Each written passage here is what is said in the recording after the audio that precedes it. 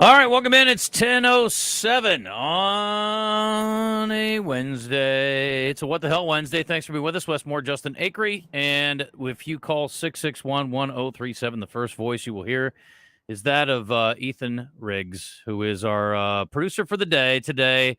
Christian has been suspended for the day because of his disparaging comments about Nick Smith Jr. in the Summer League play. And Nick had such a great game last night that I told Christian maybe he should take a day off because he looked stupid for saying anything bad about Nick Smith Jr. Maybe those comments got back to Nick Smith Jr. and it helped motivate him. Well, it makes a lot of sense. When I read after the game, he said, "Suck it, Wizard." And so that explains it. I didn't see that. Yeah. I thought I saw the post-game press conference. Yeah. I missed that. Well, he probably feels pretty dumb today. Anyway, Ethan is going to have to be our resident NBA fan today. And frankly, he knows more about it, I think, than we do as well, just like Christian. So I didn't get a chance to watch it last night, but I will tell you, there are like 52 games on tonight. So if you are dying for basketball, you're in luck because there are a lot of games on this evening, and they're all televised on either NBA TV or ESPN2. What else is on tonight? Nothing. That's why. I mean, They took advantage of it. They're striking while the iron is hot because, look, if you want to watch any kind of sports, besides Wimbledon early in the morning, you got basketball at night.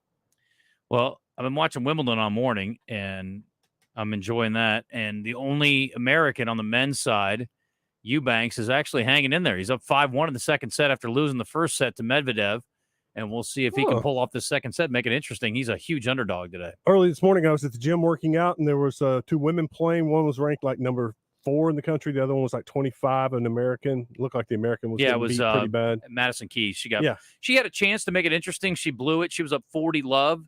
And then if she was playing, I think, Sabalenka, and she came back and won that game, and then that was kind of the beginning of the end for her. So she won in straight sets, and Sabalenka's ranked second. And the number 1 player on the women's draw went out. And so Sabalenka, I believe, has the chance to become the number 1 player in the world if she wins Wimbledon. So anyway, wasn't a shock that she won that one. I think the only one, I think Pegula, is that her name, is the only one that's left from the American side for the women. So anyway, but this Eubanks story would be amazing. It would be a huge upset if he could pull it off. And, of course, it's really going to be, we all expect, Alcaraz and Djokovic in the finals. So I'll tell you more about Nick in a second, but just in case you're interested tonight, you got Clippers and the Grizzlies, 2:30 on NBA TV, Minnesota, Atlanta, Golden State, Dallas, Toronto, Detroit, Oklahoma City, Indiana. See, I told you a lot of games. New York and Orlando, Denver and Utah, and the nightcap is Lakers, Boston, a classic matchup. And that is on ESPN2. Also have the CONCACAF Gold Cup semis tonight, and that's probably what I'll be watching, honestly. U.S. and Panama, 6:30 on FS1. Look at you go, Mr. Soccer Guy. Well, I mean, when it gets to world challenges, and I'll be watching the Women's World Cup, I get very intrigued. I love the World Cup. Little Rock Rangers are home tonight at War Memorial Stadium. It's their last regular season game. And they're doing really good. They're ranked for the first time in franchise history. That's awesome. They have a chance. There's an opportunity there to host a game in the playoffs or host the little tournament. So there's a lot of things riding on this game. The Rangers are having a very good year. 661-1037. When the phone rings this early, it always makes me nervous because I always assume it's like Navy Mike or something. Anyway, I'll keep you updated on what's going on at Wimbledon. And, yes, being over at the stadium time for that would be pretty fun, I would think. At War Memorial? Yeah. Yeah. Oh, no doubt. They sell beer there. Yeah. Oh, and they had the food trucks out there, and they've got a good crowd that goes. It's, we've seen a lot of different sports try to come and go, spring football, summer football, different deals. And they've used War Memorial Stadium, and you go in there and it's like 20 people. I mean, it could be 100, but it feels like 5, because the stadium's so huge. Mm-hmm. At least with the Rangers, they have a crowd, and their fans are loud and rowdy. They get into it. It creates a fun atmosphere, and it's a family atmosphere. You see a lot of families there. Christopher Eubanks has claimed his second set in his matchup with Medvedev at Wimbledon. The guy's on a heck of a roll. I think He's won 10 or 12 matches in a row. He just won a tournament in Mallorca. You ever been there? Me either. No. Yeah. Anyway, where is it? I don't even know. Oh, somewhere over that way. Anyway, so he is off to a pretty good start here, so we'll keep you up on that. Nick Smith had his best game by far as a pro last night, 33 points, and the shooting performance outstanding, 13 of 20 from the floor, 4 of 5 from 3, 4 boards, 3 assists, and one of his assists was a spectacular alley-oop to Brandon Miller, who had 26 points while Nick finished with 33. So it was great to see him get on track, Wes, and I know there was some concern about the slow start. And I said yesterday, we talked about this yesterday, I said maybe because he missed such a significant amount of time, maybe he's a little bit behind. It's going to take him a little bit longer to get into the flow of things. Well, obviously, he looked pretty good last night. And the cool thing about it was last night, I don't like this kind of basketball, the one-on-one crap. Mm-hmm. He was going one-on-two a couple of times, though, and he was shimmy shaking, spinning, and he was getting by guys. He had one guy basically shook out of his shorts and got in for a bucket. And but I thought he was really impressive from the highlights I saw, and then obviously the numbers were fantastic. Yeah, the Twitter highlights I saw, there were a couple of pick and rolls that he was able to use that screen, and the defender was going underneath, and so he was just making them pay by hitting the three. And maybe that was the scouting report because his shooting percentage was so poor. They're like, let him shoot it. He's not going to make it. Well, last night he turned that around and started making some baskets, and then they all started to fall. Had a huge fourth quarter, almost led Charlotte back. This is a bad Charlotte team. Offensively, I've watched a couple of games and it's ugly to watch. Last night, and I did not see it from my own eyes, but a tweet I saw from one of the guys who covers Charlotte said this was the best their offense has looked. It wasn't passing one-on-one. They were actually running some things. Yeah. And you're like, duh. Yeah. You're running offense, and it makes it a little easier, and the shooting percentages go up. Well, he also, Nick, I saw he was hitting shots late in the fourth quarter when the game was hanging in the balance, so it's good that they're leaning on him and trusting him. But I mean, I'm sure they're probably sitting some guys too at some point. I know they're just trying to get these guys some work, but I'm sure they want to win games too when they can. When you think about Nick, as much time as he missed, there's being in shape, and then there's being in game shape. And I wonder if that's one of the things he's building right now, his endurance, his strength in his legs. So you run up and down the court 4 or 5 times, all of a sudden those legs get a little wobbly if you're not used to it, and there goes your shot. And maybe now he's starting to build up a little endurance, getting a little confidence, obviously, but I think he's feeling a little better out there on the court. NBA Commissioner Adam Silver addressing reporters earlier this week at the Summer League in Vegas and talked about some new things that may be up and happening. He confirmed that the league will begin exploring the idea of expansion. That's one of the things that's being discussed. 2 leading candidates, according to the information I've seen, Seattle, going back there, which is a no-brainer, I would think, and Vegas, which also is a no-brainer, I would think. If they go beyond that and they go to maybe 4 teams, Kansas City's one that definitely comes to mind for me. I know Nashville's been suggested as well as a great potential stop for them. And I don't know where else makes sense, but certainly love to see some more teams. And I think we all agree there's plenty of talent to fill out a few more rosters. Yeah, Nashville makes a lot of sense to me. What an instant rivalry they would have with Memphis. Yeah. The in-state war right there. But I think Vegas and Seattle are the 2 you have to start with. I don't know of anything else that really sticks out as far as professional players. Vancouver, maybe. Going back to another team in Canada, maybe. I don't know. I mean, you could try to play into like a Canadian rivalry, perhaps. I mean, I don't know. I think everybody in Canada just roots for the Toronto teams. You know what I mean? But there are just so many big markets up there. I think you have to go north. You give them another chance? Maybe. I mean, you're giving Seattle another chance, but it definitely wasn't great the first time around, though, in Vancouver. Like, I think we all think of Seattle fondly because they were actually really fun and good whenever they had, Sean Kemp, Gary Payton, all those guys. What about go to Mexico? Are they ready for that? I don't know. I'll let you think about that. Also, the NBA Board of Governors approved 2 rule changes that will go into effect next season. A second coach's challenge if the first one's successful, and in-game flopping penalties. Good. Is that good? Yes. Okay. I don't know what that looks like. It says, when a referee calls a flop, there will be a non-unsportsmanlike technical foul. Non-unsportsmanlike technical foul called on the offending player's team, and the opposing team will get a free throw. Referees also won't have to stop play to call a flop. They can wait until the next stop in live action if needed to make the call. That's interesting. I like that. Yeah, possession will not change, however, and flopping violations can't be directly reviewed by a coach challenge. So it sounds like kind of like a bench tech where it's not on the player to where when you get too technical, you're kicked out of the game. Right. I like that. That's fine. Maybe that will help stop some of that. We'll see. Well, that's the key. Will it stop it? Is that enough? Maybe they need to get it to where it is a technical on the player, and you get 2 flops a game and you're out, or a regular tech for arguing and a flop, you're out of the game. I owe Wes 9 beers because we made a bet on Pat Fitzgerald. It feels very terrible to be wagering on a man's future, but there is going to be a hard-fought lawsuit here. And the thing that's funny is, Wes, everything we talked about yesterday, and we're not always on the same page on things, but we were, I think, yesterday for the most part. And mostly we were pointing the finger at the administration. Mm-hmm. You let an independent investigation happen. You let it go on for 6 months. You come back after the findings, and you don't report the findings. And then you say, from going through the report, here's what we came up with, and it's going to be a 2-week suspension for coach. Then an article comes out in the newspaper, in the student newspaper. Another one comes out in the student newspaper following that, and it's people saying, well, wait a minute, here's exactly what happened. And then you completely waffle and change direction, and then you decide you're going to fire the man. So it makes you look incredibly weak. And I'm still not convinced that he knew enough about it to be fired. But I think we all agree maybe the suspension was not significant enough, and then they had to overreact. So it made me think about, weakness versus strength. And there's some good commissioners. I mean, I think Silver does a great job. I can't stand Goodell. I think he's awful. And then I'm trying to think, who's the baseball commissioner now? Manfred. Oh, yeah, that's right. Rob Manfred. Total joke. Okay. I hate Manfred, especially after all the Houston Astros stuff, whenever they cheated, and then they're still considered a 2017 champion. You've got to be kidding me. So here's what I was thinking about this week as Dana White spoke. He's got a big upcoming match, and he was questioned by reporters about some of the back and forth between the two fighters, and there's been some racial undertones in that.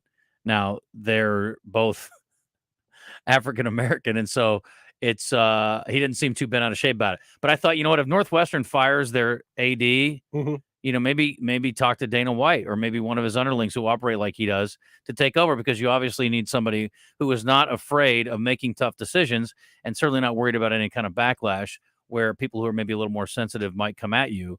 He is certainly not worried about it. This was his exchange with a reporter earlier this week. The tension between those two and kind of the racial undertones and all those things. What were the racial undertones? Drigga says he's the real African fighter, and so, Israel dropped some N-words in there tonight. So what was the racial? Who did? Who dropped the racial? Israel was saying over and over, dropped he's black. 50 N-bombs in there. Okay, he's black. Who gives I was going to say, so you don't have any concern about the way the build-up, the tension between those two? I could care less. This is the fight business. Israel Adesanya, you can say whatever you want to say. Who gives a shit? Why are people about that? Some people. Of course they are. Oh, hey. All right, got it. Yeah. Too bad. That's a guy who was unapologetic. Well, you remember he was accused of some domestic issue, domestic issues, and he was asked to penalize himself. And he's like, "What good would that do? That's just going to hurt the league. That's just going to hurt the fighters. I'm not going to do that." He can get away with anything, just about. But very unapologetic. And so Pat Fitzgerald spent a lot of money on attorneys. So if it doesn't work out, he's going to lose a lot of cash. Obviously, he's owed more than $40 million from the school. And then he's also paying a high level firm. I saw some number. It was like something insane. And again, I respect attorneys for the work they do. But these guys are getting I think he's paying like $2,000 an hour. It's something crazy like that. But if you got $40 million at stake, you might as well go big or go home, right? Yeah. If you spend $1 million to get $40 million, that's a good investment. Yeah. I would take that bet at Oaklawn. What's the old saying? It takes money to make money. I guess in legal proceedings, that's exactly the case. I wonder what kind of collection the attorneys get, though. Don't they get a pretty good chunk of that? Don't they get like 30%? Well, it depends on the agreement beforehand. I mean, they could have an agreement where he doesn't pay them anything, and they just get a percentage of the settlement, or he could just agree to pay them up front a certain amount or per hour, and then he gets the money, or a combination of both. Yeah, maybe so. Anyway, so that saga continues. I'm not going to rule out the fact that he gets his job back. The possibility. Oh, I think it's a very long shot. Double or nothing? No. Okay. But that's not going to. I don't feel okay. I'll tell you, I'm going to get you your beer, and then if you win, if he gets rehired, then you're going to owe me 15. That's okay. I'll get my. Who's more likely to get hired back, Bob Huggins or Pat Fitzgerald? It's a good question. It's a great Who's more question. likely? Neither one of them are. But if you're going to put a gun to my head, and I got to say one, I would go say Huggins. Me too. Yeah. I mean, honestly, I would too. Just because he didn't do something, there's nothing he did that's related to his job performance as a coach. It's strictly off the court stuff. Dumb comment on the radio and a DUI, which are awful. And as a head of a program, you can't have it. But the other thing is, too, I don't know that Huggins is quite as beloved as Fitzgerald is. I think he's very well liked, and I think he's very much appreciated by the West Virginia fans. But I don't think because he's a native son and he played there that Fitzgerald doesn't have a little bit of an edge there. The story I read that Huggins could run and win governor right now. Really? Yes, even with what else has happened. Boy, there's nothing going on in West Virginia. Yeah. Huh? There's not a lot of great leadership over in that state. The petition the online petition people are signing, it's amazing. The thousands and thousands. Josh Neighbors is all over this too. He's been kind of critical of it. Kinda? Yeah, and he's taken some heat from the West Virginia fans. He knows a lot more about this than I do. But by following him, I've seen some of the stories and the backlash. Josh actually is hanging out at Big 12 Media Days this week and trying to run down some folks from Texas and Oklahoma. Sure. Get their thoughts I on see what's the happening. tie. Yeah. Well, he's going on his own. I mean, he took days off, but I'd love to get some comments, and I'm sure there'll be some stuff that comes out about that, and I'm sure there's some commentary about Bob Huggins, even though it's not football related. When Texas and Oklahoma leaves, is he still going to try to do some Big 12 content? I assume so. Yeah. That's what his podcast is based on. May want to change it. There will still be a league. Kind of. Yeah. It's all right. Hey, listen, they're gonna have a representative or two in the 12-team playoff. You know this. Brent's in Stuttgart. Brent, what's up, buddy? What's up? What is up, Wes and whatever your name is? Yep. I forgot. Yep. Pete. It's fine. I had a complete breakdown. Clearly, dude, it happens to me all the time. Don't worry about it. No, worry about it. It's ridiculous. It's been a long time no talk. I tell you what, I want to talk about two things. First, I want to touch on this Northwestern situation. How have we not had a peep spoken out of Derek Gregg as athletic director? He's trying to keep his job too, I think. Well, he's got to be embarrassed, right? Because he's the one who came out and said it's going to be a 2-week penalty, and then the folks over his head come back and go, no, that's not going to fly. He's fired.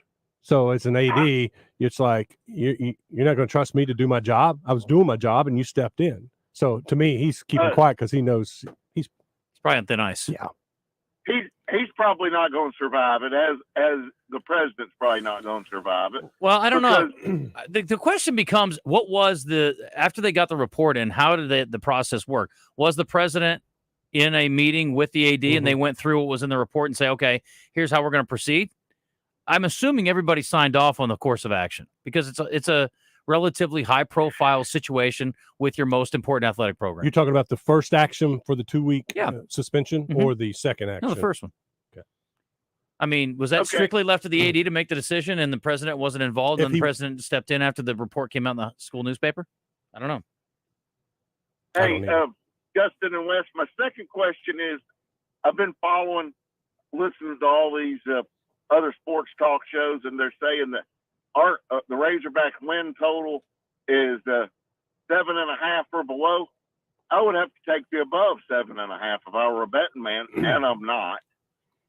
Well, we talked about it earlier. In fact, we had our buddy Brian Edwards on from Vegas Insider last week when Justin was on vacation, and a lot happened when I'm out. He told us the total was 6.5 at one casino and it's 7 at another. Now maybe it's moved up, but Brian was all over Arkansas in the over, and I am too. I will be very disappointed if this team goes 6-6 again next year in the regular season with a quarterback or running back, all the transfers that they've added on defense and even on offense. I think 7's a good number. I mean, I think they can get 4 home games or 4 non-conference games, and 3-5 in the SEC. Yeah, that's not too much to ask for. So I think 7 is a good total to go with. I agree. And I think they can get 8 or 9 and blow it out of the water. I do. Well, yeah, absolutely. I want your opinion. I believe we're a 9-3 team. Based on what? Where are your 9 wins? I think they win their first 3. Their last, I think they could win their last 4 or 5. They can. I'm betting on a win in Arlington. That's going to be a pivotal game, but I wouldn't bet on that. But okay, they're going to be an underdog. Should have won it last year. They're going to be an underdog. A win in Arlington, and then two road victories. I'm seeing Florida as a victory on the road. Sure. Florida is And Brian Edwards. I'm sorry to interrupt, but Brian Edwards had a great point. Arkansas is coming off of a bye when they play Florida, and Florida's coming off one of their biggest games of the year. Is that the Florida-Georgia game the week before? Georgia, Yeah. yep.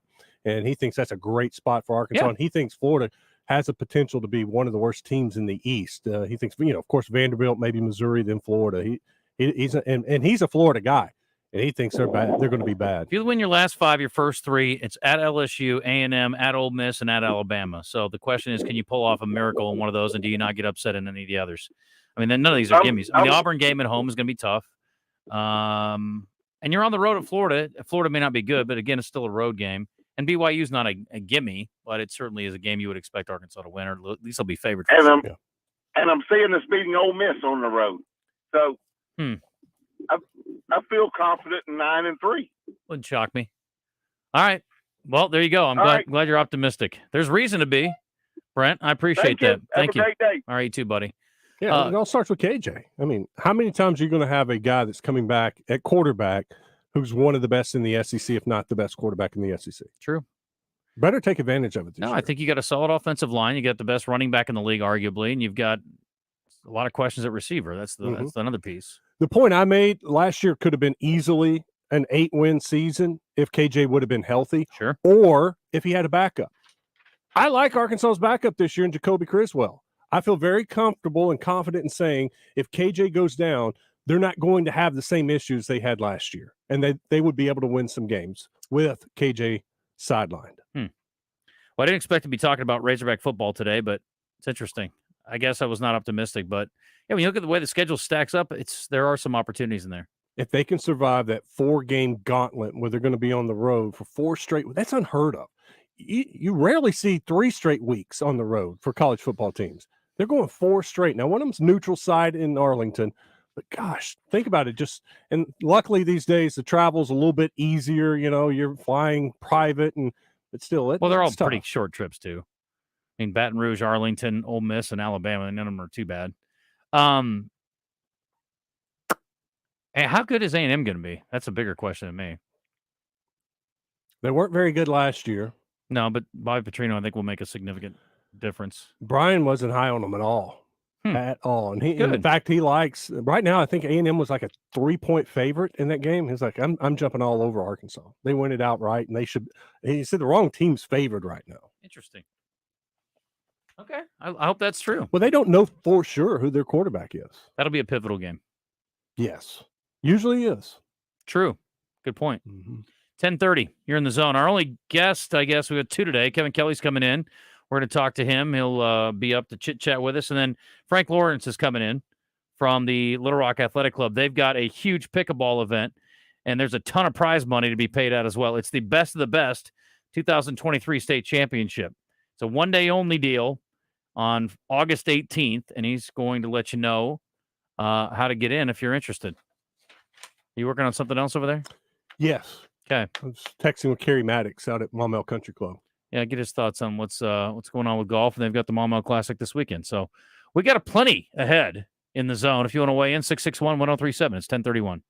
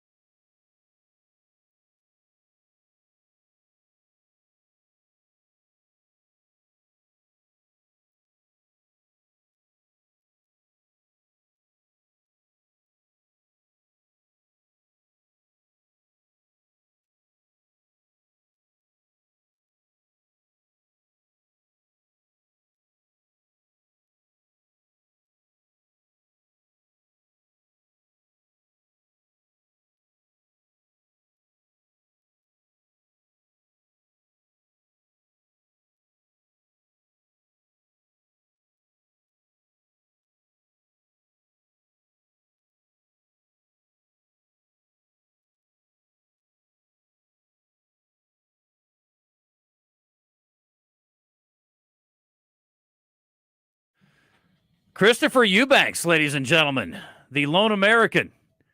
Got Medvedev all twisted up right now, and it would be a major upset. He's up 4-3 in the third. I don't even know what happened there.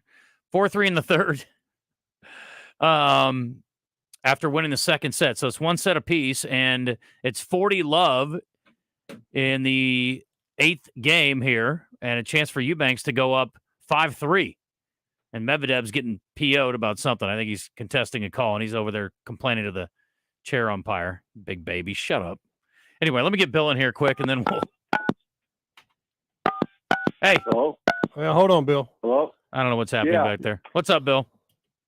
Hey, I just wanted to chime in on this Pat Fitzgerald thing. Yeah. I grew up in Chicago, and this Dan Webb, he was a heavy hitter with the state's attorney's office up there. Mm-hmm. You might want to reconsider your bet. Read his bio. This guy is serious pull, and you might want to reconsider your guy's bet. What do you think is going to happen?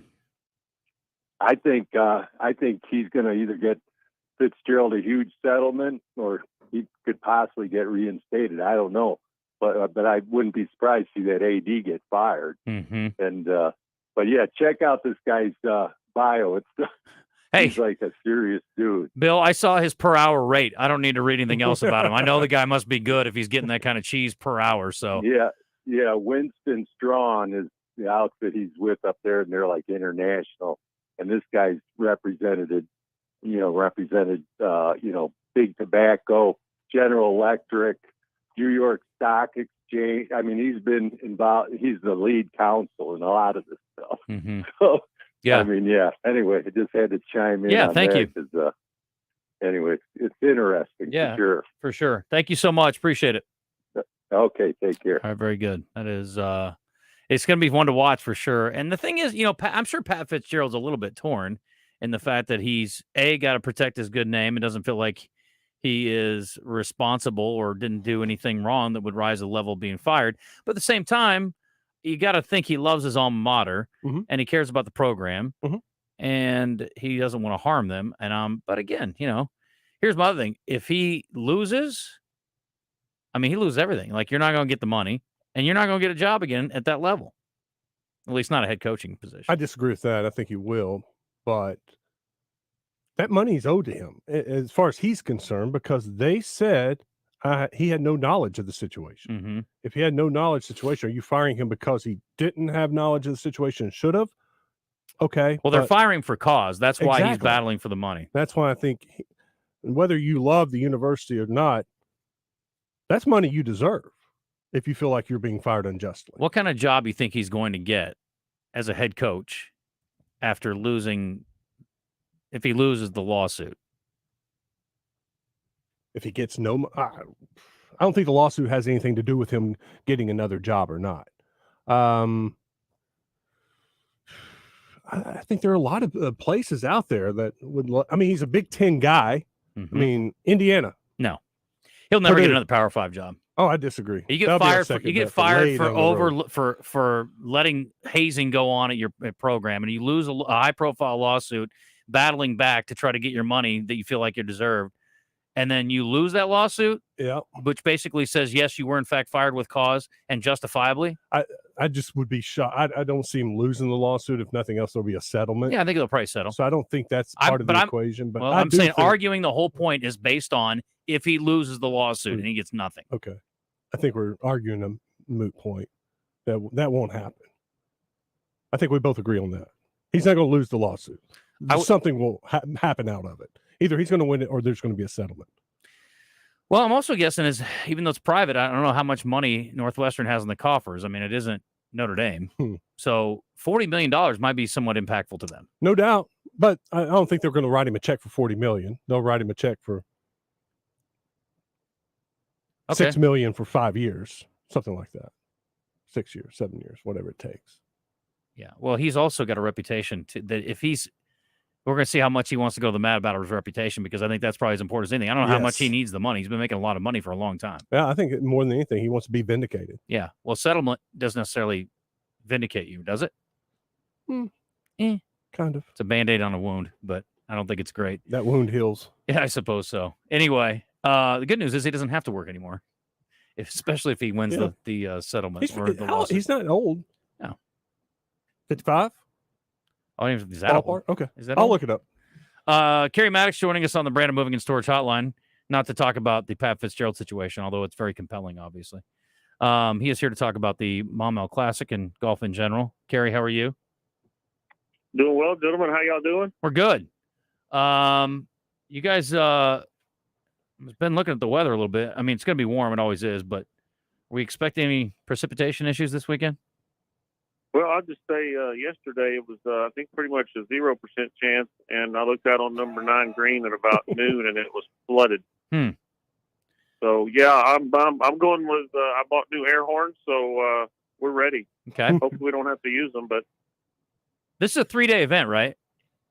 yeah. It actually kicks off tomorrow with our shootout. With some past champions and club members and such, club champions, and then Friday morning starts the 3-round. Got you. Who are some of the names in the tournament? Oh, I tell you what, we've got a great field. 9 past champions are playing. Some is that a record? Names you might know. I don't know. It is probably since I've been here since 2010. It's quite a bit. Our defending champ Connor Adams from Texas is playing. Stafford Gray, 2-time champion.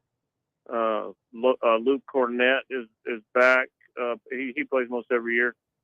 Palmer McSpadden, Chris Jenkins, Ken Moore, Bryce Murphy, who won it back in 15, and then 94, 96 champ. 94 was Scott Stills and David Apperson, 96. So, I mean, we always love everybody coming back, but especially our past champions that come back and play. It's awesome to have them. No Trey Schapp? I don't see him on here. He hasn't reached out. Isn't he doing his media week or something? Or? Oh, well, SEC Media Days is next week. Next Monday. They're traveling Sunday. Yeah. I guess he feels like maybe he can't try to win a title on Sunday and then get to Birmingham, or is it Nashville, I guess? If he wins another title, he could fly on his own to Nashville. That's true. That's right. Well, I'm disappointed in him. That would have been 10 former champions. That would have been cool. Who's the odds-on favorite in the clubhouse?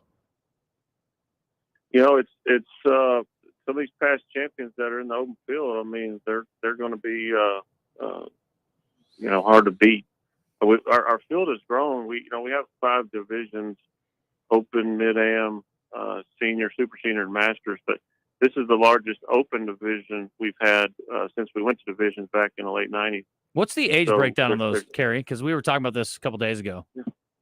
I don't really know exactly, but it's becoming younger on the divisions. Yes. Yeah. Oh, so 35 and up is mid, 50 and up senior, 60 up super senior, and then 70 up master. Okay. 60. Yeah. You're waiting? Yeah, I'll wait. Yeah, so it's with 80. There's a lot of new guys. I mean, we got this event,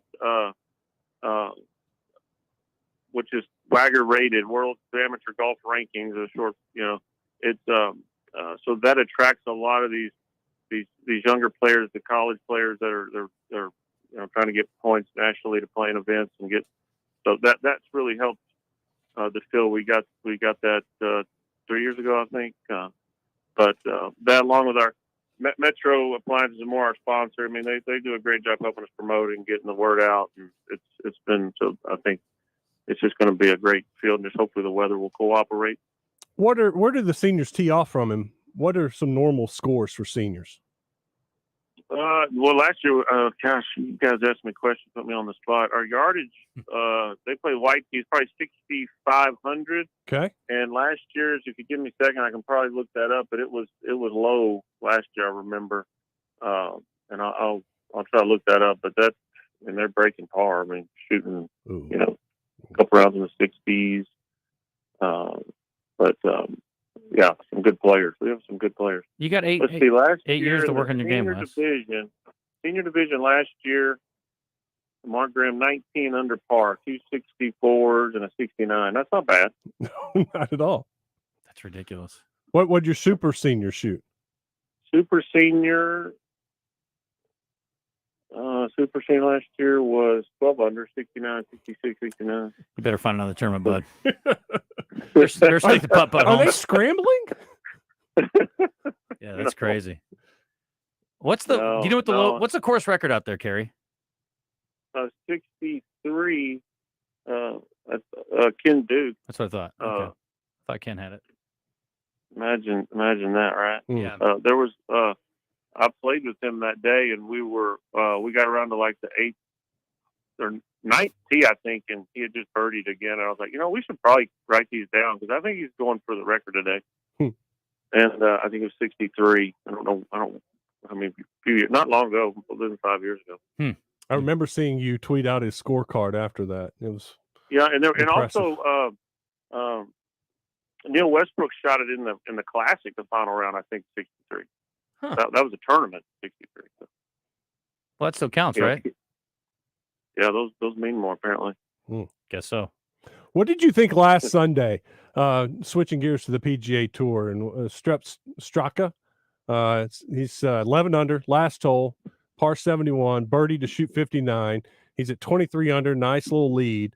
And hey, instead of just hitting in the middle of the green, 2-putting and finishing at 23, dude fired at the pin, back left pin, hit it in the water, made a double bogey. Of course, didn't shoot 59 and held on to still win. Luckily, it didn't cost him. What do you think of that decision to go for the 59 instead of playing safe?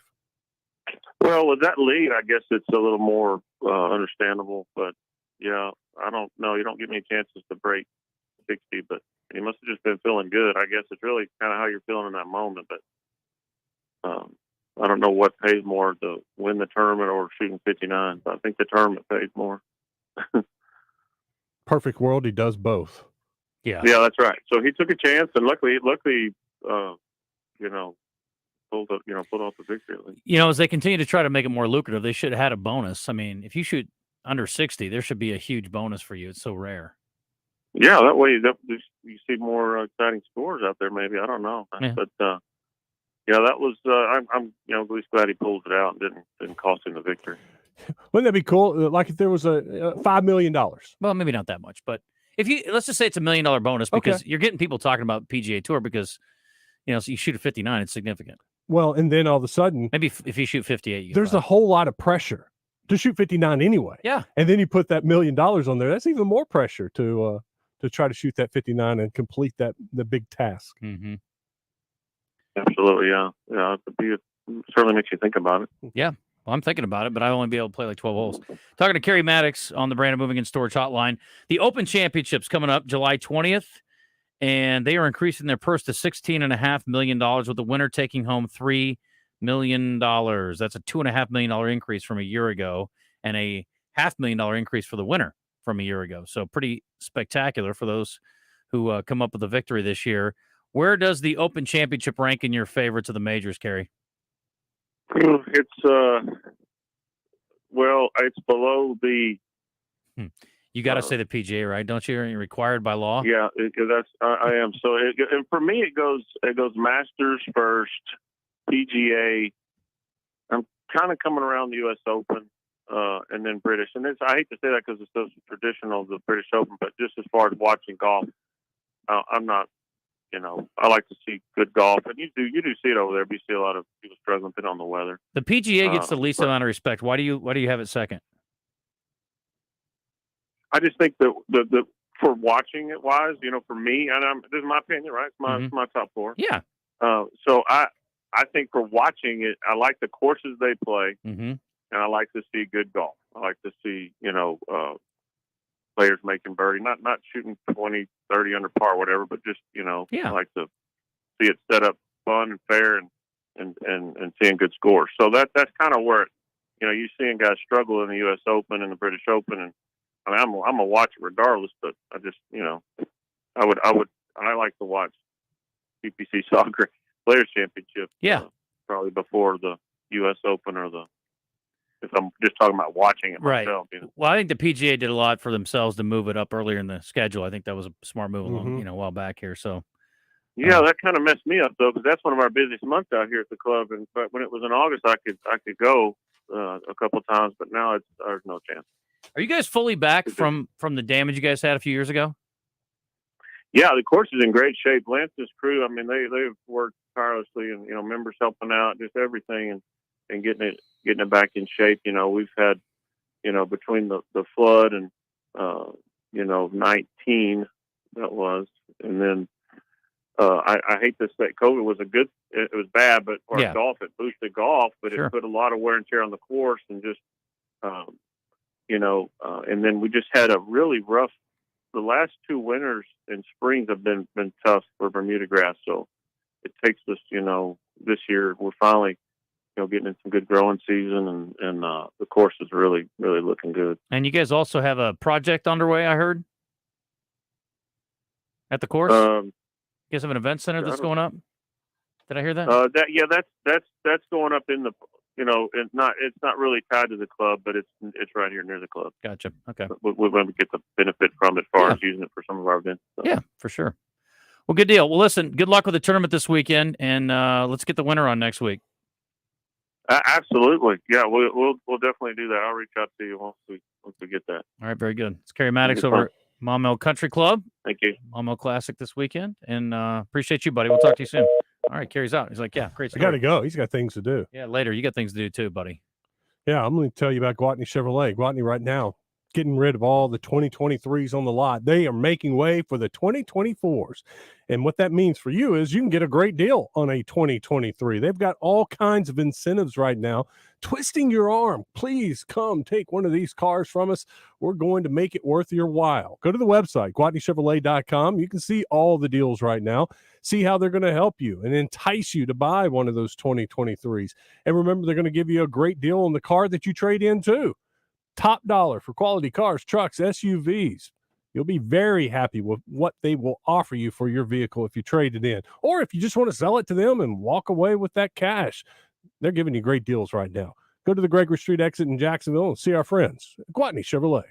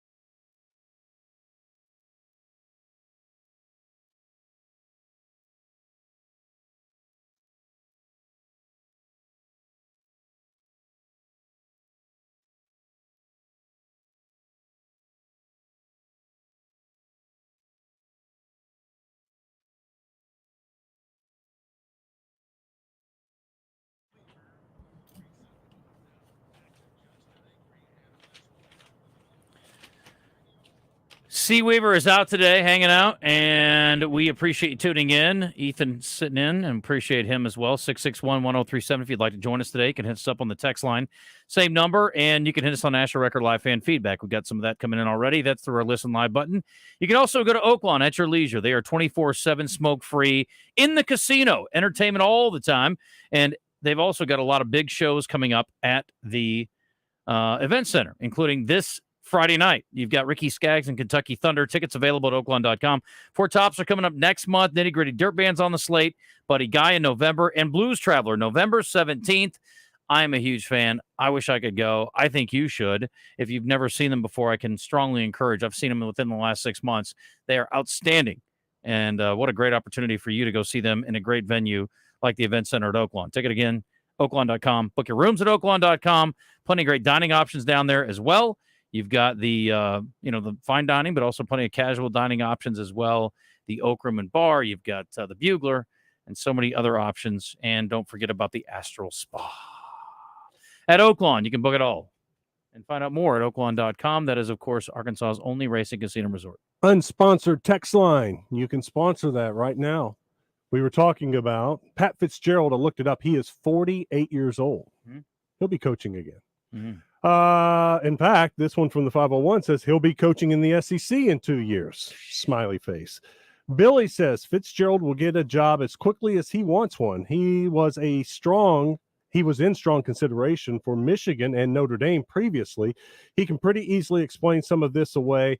I don't think he's totally without fault, but many will stomach what happened from his perspective. That's from Joe. He will not get a higher profile job, I don't think now. He can get another job maybe, depending on how all this plays out, but I don't think he's going to get a better job. Anyway. Maybe not his first job. Maybe he have to work his way back up a little bit. James says he will get another job. If Hugh Freeze can, then Pat can get another one too. No, it is a dumb point. It's an idiotic point. It has nothing to do with anything. The point is, again, Pat's, and I'm defending the guy. I'm the one that said he wouldn't get fired, and I think it's an overstep. But the criticism against him and the reason he's been let go is directly related to the way he runs his program. Hugh Freeze was calling call girls and doing stupid stuff. I mean, again, I look at it more like, again, it's not as egregious, but more similar to Bryles. That's a better example than Hugh Freeze. Would you agree? Bryles is a bad example. Well, no, it's closer to it than Hugh Freeze. I guess so, yeah, because sexual assault and... I mean, again, it's directly related to the program. Yeah. And I think Fitzgerald's a really good dude. And I'm okay. I will give you this. As long as things don't go horrifically for him between now and then, and he gets more comes out, through the lawsuit. We also haven't even seen the report. People are now calling, let's see the report. We want to see what was in there. So we don't know how bad you screwed up the original punishment or if it's being over adjudicated now. Think we can see that with it being a private institution? I think they could release it if they wanted to. Yes. I don't know if you can legally compel them to. No. I don't know anything about law. And the president said that they were going to keep this quiet or not release it. Yeah, good luck. I think people are going to want to know what's in there now. 10:58, and next hour we haven't really touched on it, but the draft is all done, and we'll get you the final impact on the Razorback baseball team.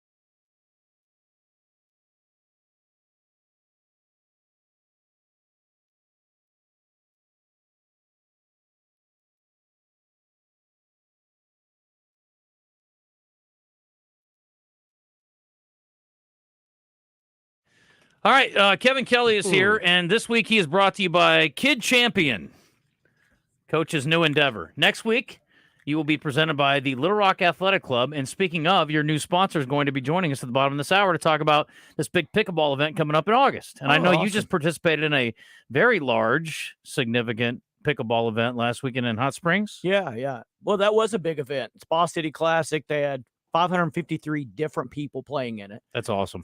I played personally. I don't know where all everybody was from. I played people from Texas, Pennsylvania, Ohio. I mean, people come from all over for these things. What's the format? I mean, there's so many categories you can get into. Thursday was skinny singles, which means you just play half the court. And then Friday was same-sex doubles, men, women, and then Saturday was mixed doubles. Sunday was singles and women's doubles. And they've got all age categories and all levels from 2.0 to 5.0. And was there prize money? No, everybody plays for medals. That's cool. They give out medals, gold, silver, and bronze. How much it cost to get in? It's $60 to get in and get into one category. And then if you want to be in three, like Zach and I played in the men's, and then I played in mixed doubles with Meg Marion, and I played in singles by myself. So then it's $20 extra for it. So it cost me $100 to play in three. Okay. So and you got how many matches? Too many. I got you. It's double elimination? No, what it is you play a round robin in the regular format. And then if you make the top two on your side of the pool, then you play tournament play to see gold, silver, bronze, or nothing. And the tournament play single elimination? Tournament play is single elimination. Yeah. Okay. Well, sort of. If you lose your semifinal match, then you're playing for the bronze in the the next match. That's fun. So if you just want to get a bunch of matches, that's the way to do it. Man, that's $100 it's well too spent. many. I've played singles. I'd never played in a singles tournament before. I like singles because I can't blame the screw up on anybody but me. Mm-hmm. But it is a lot more tiring. Oh my gosh, it's tough. And I'd only played over 2 singles matches in a row, and I had to play like 11. I couldn't. I mean, I was barely walking. The next day, and then the second day after that was because I played singles on Sunday. Yesterday, I thought my legs were just going to fall off. Like I was kind of hoping they would. My ankles and hips are always. I mean, that's definitely hot tub time. You need a little hydrotherapy after your long days on the. Yeah, but it was fun. Court. They put on a great event, and I know the one we've got coming up here in Little Rock is going to be second to none. So, looking forward to it. Yeah, I'm excited about it. It's coming up on August 18th, and we will be live over there actually. So if you want to tune in, I did find out that Tito's is sponsoring, and let's be honest, we're all going to need a cocktail when that one's over if you're playing. We may do like a couple of celebrity exhibition matches.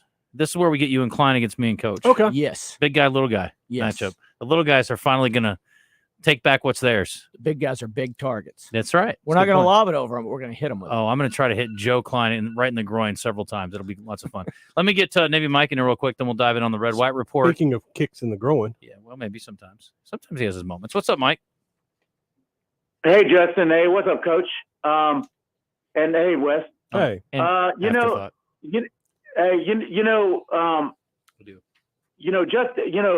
Walsh, a couple weeks ago said that, he was being handcuffed, because he was showing out in the G League. I mean, he like his game, he said his game was being handcuffed. Now he can fully release it. Mm-hmm. And some people were like, well, maybe it was just the system and, he's a nationally gifted athlete. But then you see Nick Smith Jr. go off for 30 points. And now it's like, was Musselman handcuffing all these guys? And before you answer, it's like before when he didn't have 3 5-stars on his roster, his past season, he did way more with those guys than the guys he did when he did have 3 5-stars on his roster. 3 5-stars didn't even get him any further than when he did before that. So there might be something to the way he's doing things up there. And, I just want to get you guys comments on that and whatnot. And because everybody, all Hog fans on Twitter are wondering that. So y'all take care, man. 7 and a 12. whatnot. No, 12. 12? Yeah, you lost count. Can I take first shot at this question? Well, I got to say first, and then you can. Okay. I have never wanted to have a view out the window and look at that tree across the parking lot and pray that there was a sniper in there that would shoot me in the face and kill me. Anyway, Coach, carry on. What are your Wow. thoughts? Yeah, I was ready to die about halfway through that call. I think it's tough to tell about when a player goes and scores points, in the summer league or the G League or whatever. They're wanting to look at the players. They play a lot less zone type combinations and trying to win, and a lot more one-on-one. If you're athletic, you can get to the hole. They want to see if you can do that and get by guys, and they do that pace, especially in the summer league and things like that. And I think, in college, they're trying to win the games, guys. If they guys play, lock you down in a zone defense, you got to be able to shoot outside. If it's not working for you that day, you're either A, not going to shoot, or B, going to have a bad shooting day, not score very many points. So I think the opportunity to score more points is just the way it's set up, the way and what those guys are playing right now. The stuff I saw from Nick yesterday, too, is he was getting a lot of it one-on-one. Yeah. And we didn't see that Nick at Arkansas, unless you were watching when they were in Europe early in this last summer. Yeah. Well, you're not so going to. If anybody's smart and he's better than your guys, you're not going to guard him one-on-one and let him get to the basket. But they're doing that in the summer leagues. Yeah. They didn't have 3 All-Americans. Yeah. Because they didn't have Nick. They had 2 All-Americans, and they lost 1 game earlier than the previous 2 years. Instead of going to the Elite 8, they went to Sweet 16. Yeah. That's one game different. I do see why people automatically think that. You're like, God, they're held back in college. I mean, it's the same thing about Michael Jordan. The joke going around forever was, who can hold Michael Jordan under 20? Dean Smith. Whose phone is dinging? Mine. Do you mind? Sorry. This is the morning show. Carry on. Thanks, Coach. It's usually that's the first time it's ever dinged. Second time it's ever dinged. In this segment, yes. Ever. Same. Anyway, you're mean. I'm not mean. Show I'm just up here. I appreciate you coming up. Is the sign right there right? 53 days to Arkansas football. 52, actually. Way to keep up with it. Way to get it right. I'm not doing it. I was about to announce that to the world. 53 days. I think it was Neighbors is the one who changes it every day. No. Josh, and he wasn't here today. 52. Please update. Wes, there's your job. Okay. Let's do the Red White Report. It is brought to you by our friends at Big O Tires. And that will be the lead story. The Red White Report is brought to you by Big O Tires, with locations in Conway on Harkrider and in Cabot on Prospect Court. Big O Tires offers an endless selection of wheel and tire combinations. Big O Tires, they have everything you need to fit your budget and style. There's 52 days until Razorback football, and it's going to be a good season coming up. I'm really excited about it. And, Coach, we were earlier talking about how many games Arkansas might win. We'll probably talk about that a lot between now and the start of the season. I'm excited for the entire college football season. Wes, I think it's just the tip of the iceberg for what we're going to talk about today. There's a lot of other things going on, too. I don't know if you know, but Nick Smith Jr. had 33 points on 20 shots last night. That's his best performance in the summer league thus far. He was 4 or 5 from 3, and he had 4 rebounds. And, boy, I tell you what, one of the nicest assists I've seen in the summer league so far had an alley-oop to Brandon Miller, who also had a nice game last night, 26. So a good nucleus on a bad team. Let's say it that way for the Charlotte Hornets with those 2 guys. And speaking of, we were talking about handcuffs earlier with Jordan Walsh. He's playing tonight. The Celtics and the Lakers in the nightcap in the summer league. So if you want to watch him on television, he'll be on this evening. With both hands. And whatnot. Yeah. Cody Adcock and Caleb Cowley selected on the 3rd and final day of the 2023 draft. Adcock by the Reds, 13th round, number 378 overall. Cowley, 487 overall in the 16th round by Seattle. They joined Jackson Wiggins, who was a second-round compensatory pick, number 68 overall of the Cubs. Woohoo! Hunter Holland to Cincinnati, number 74. Tavian Josenberger, 3rd round, 100 overall. Chase Borofin, 6th round, number 184 to the Blue Jays. By the way, we're going to have a visit with him on Friday for you. And then outfielder Jared Wagner, 9th round to the Yankees. So that doesn't include, obviously, all the signees who won't make it to campus, but that is interesting. And I thought Cowley was very undervalued, Wes. And I know he had a slow start, but by the end of the season, he was a significant threat. He was one of their best hitters in the SEC. And defensively, I thought he played a great third base. I think that is a steal. And we were talking about him maybe coming back next year. The thing that sucks is you just have no value at all as a senior, and it's unfortunate. You can get drafted way higher, but they don't have to pay you anything because you have no other options. I was looking at it, and this was from a few years ago, but the slot value payouts typically are around 20% of the slot value. So let's just say it's a $2 million slot value. You're only going to get 20% of that. So you're going to get, whatever that is. I'll take 400,000. 400,000. Thank you. Around. I was going to say 200. But they own you as a senior. You have no negotiating power. What else are you going to do? Should have been better as a junior. Yep. And so that's why I expect he was good as a junior. That's my point. Evidently not good enough to get drafted there. Barely not. Yeah. I guess they saw some holes in the swing or something. But I like Callie, and I was hoping he was so he would hyped come back. coming in, and then he finished up. He lived up to the hype by the end of the season, like to me, down the stretch. Yeah. It took a lot of teams to pass on him to get him down to where he did. Yeah. I mean, obviously there was something there. Yeah. I mean, they're looking to win. They're looking for good players. Yep. He had something they didn't like. Yes. To overshadow the things they did. There was good news. Will McIntyre announced last night he's coming back. Also, Ben McLaughlin was offered some free agent deals, but he's turned those down. He's coming back. Some bad news. Mason Novell, one of their top freshmen from last year, played a little bit. He had the big throw right from left field on the game we were there. Was that Mason? Anyway, he had some moments, and he's decided he's going to transfer. He's entering the portal, so that's not good news there. And I got an email from the SEC. SEC Media Day starts next week. 47 hours of live coverage, a record 47 hours on the SEC network of SEC Media Days. It seems like a lot. Yeah. Well, people are starving for stuff right now. We sure are, Coach. Thank you. Why not? I mean, what is it? 8 times 5 is 40. Yeah. So it's going to be like 9 hours a day from Nashville. You will get all you want of SEC Media Days. Do we think it should stay in Nashville forever? Yes. I think all their stuff should be in Nashville. Yeah, that's a good point. I think they should move the baseball tournament there. I think everything, but I know it's they're really not not a going home field. It's not even if they move the baseball, well, that's a home field for Vandy. Yeah. They do the Big 12. Are they still doing the Big 12 Media Day at the Star in Frisco? I think so, yes. They did that, I know, a couple of years. That would be a great place, too, for the SEC. That would be. Especially when Texas and Oklahoma come in. Yeah. For meetings or for baseball? For meetings. Gotcha. SEC meetings. There is talk also of maybe moving some of the baseball championship game to Arlington. Dome Stadium, no rain, no worries about that. Championship or just the championship SEC game? Tournament, baseball. The whole tournament. Mm-hmm. That would be cool. Yeah, because makes more sense than the meetings. Media days to me, again, it's not a centralized location. That was the only downside. But Dallas is an easy flight for everybody too. So, yeah, that's why I don't think it matters. If you're Dallas or Atlanta, either one, you're fine. Yeah, Nashville's a little harder to get into. Yeah. But direct flights to Dallas and Atlanta. But they're not moving baseball because they built that park and they've already.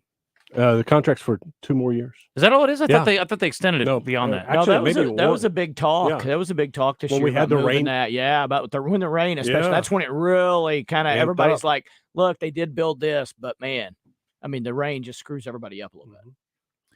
All right, we've been talking about Pat Fitzgerald since the beginning of the week, Coach, and it is it's an interesting situation because we don't know what was in the report. We only know that we've had a couple of folks come out and anonymously tell the student newspaper what happened to them and what happened in their situations, and some of that came out in the report, I guess.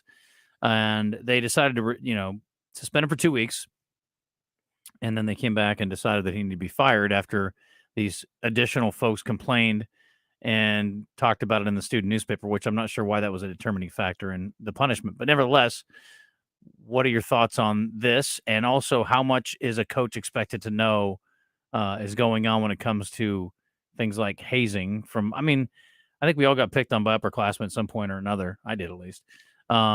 But obviously this sounds a little bit more institutionalized to some degree. Yeah. When they mentioned some of that's borderline sexual assault, some of the things they did, it really crossed the line. I don't like hazing. I will say this, I talked to some people over the last couple of days and formulated my own thoughts on it. And here's where it is. There's no doubt there was some things going on that shouldn't have been going on. No question about it.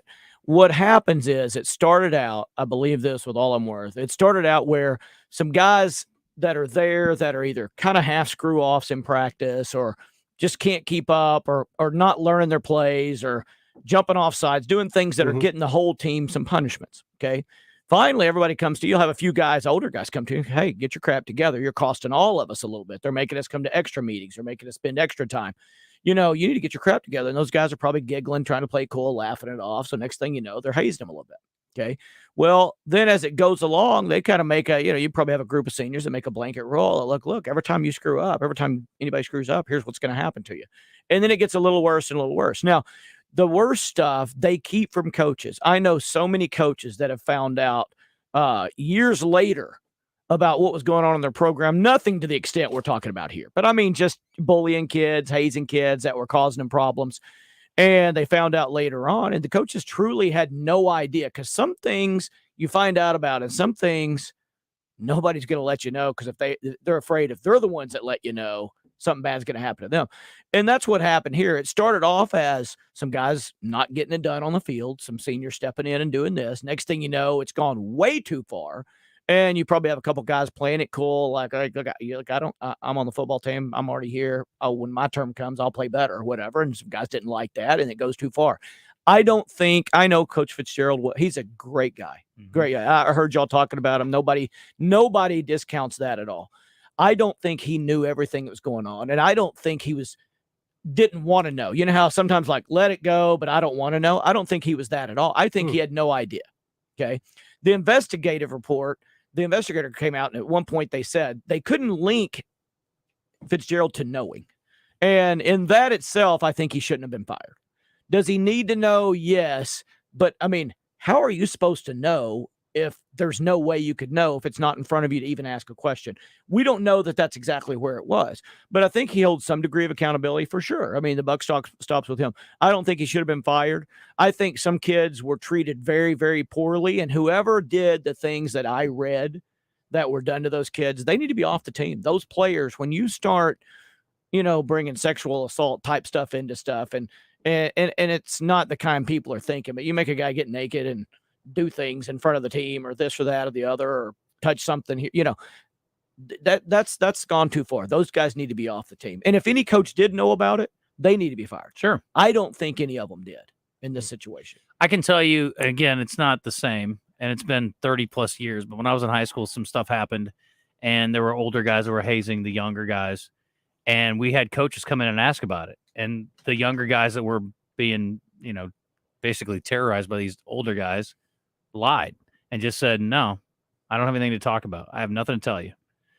And I'm sure that probably goes on to some degree too. I mean, you want to be accepted by your teammates, and there is that, it's almost like Lord of the Flies mentality in there. I mean, you get a little bit of that. You've seen it, I'm sure. Yeah. I was in high school. Oh my gosh. When I was in, we were 8th and 9th graders, the seniors terrorized us. I mean, awful, Yeah. But when the coach said, hey, where'd that black eye, and why are you all bruised up? Coach, I took a bad fall, and or something. I mean, you weren't going to tell because either you wanted their respect, like you're saying, or fear of something worse happening, or both. And that's an easy way not to do it. I wasn't afraid of getting hurt or getting more hazing. I didn't want to get anybody in trouble, I guess, and I didn't want them to hate me. That was the thing. I wanted to be accepted, and I just thought that was part of the process. Yeah, and you felt like, if you took the bullet, that may help give you some points. Sure. You're like, all right, this guy's a good guy. He didn't. Or it could be like, us. hey, we can beat on Wes. He didn't talk. Right.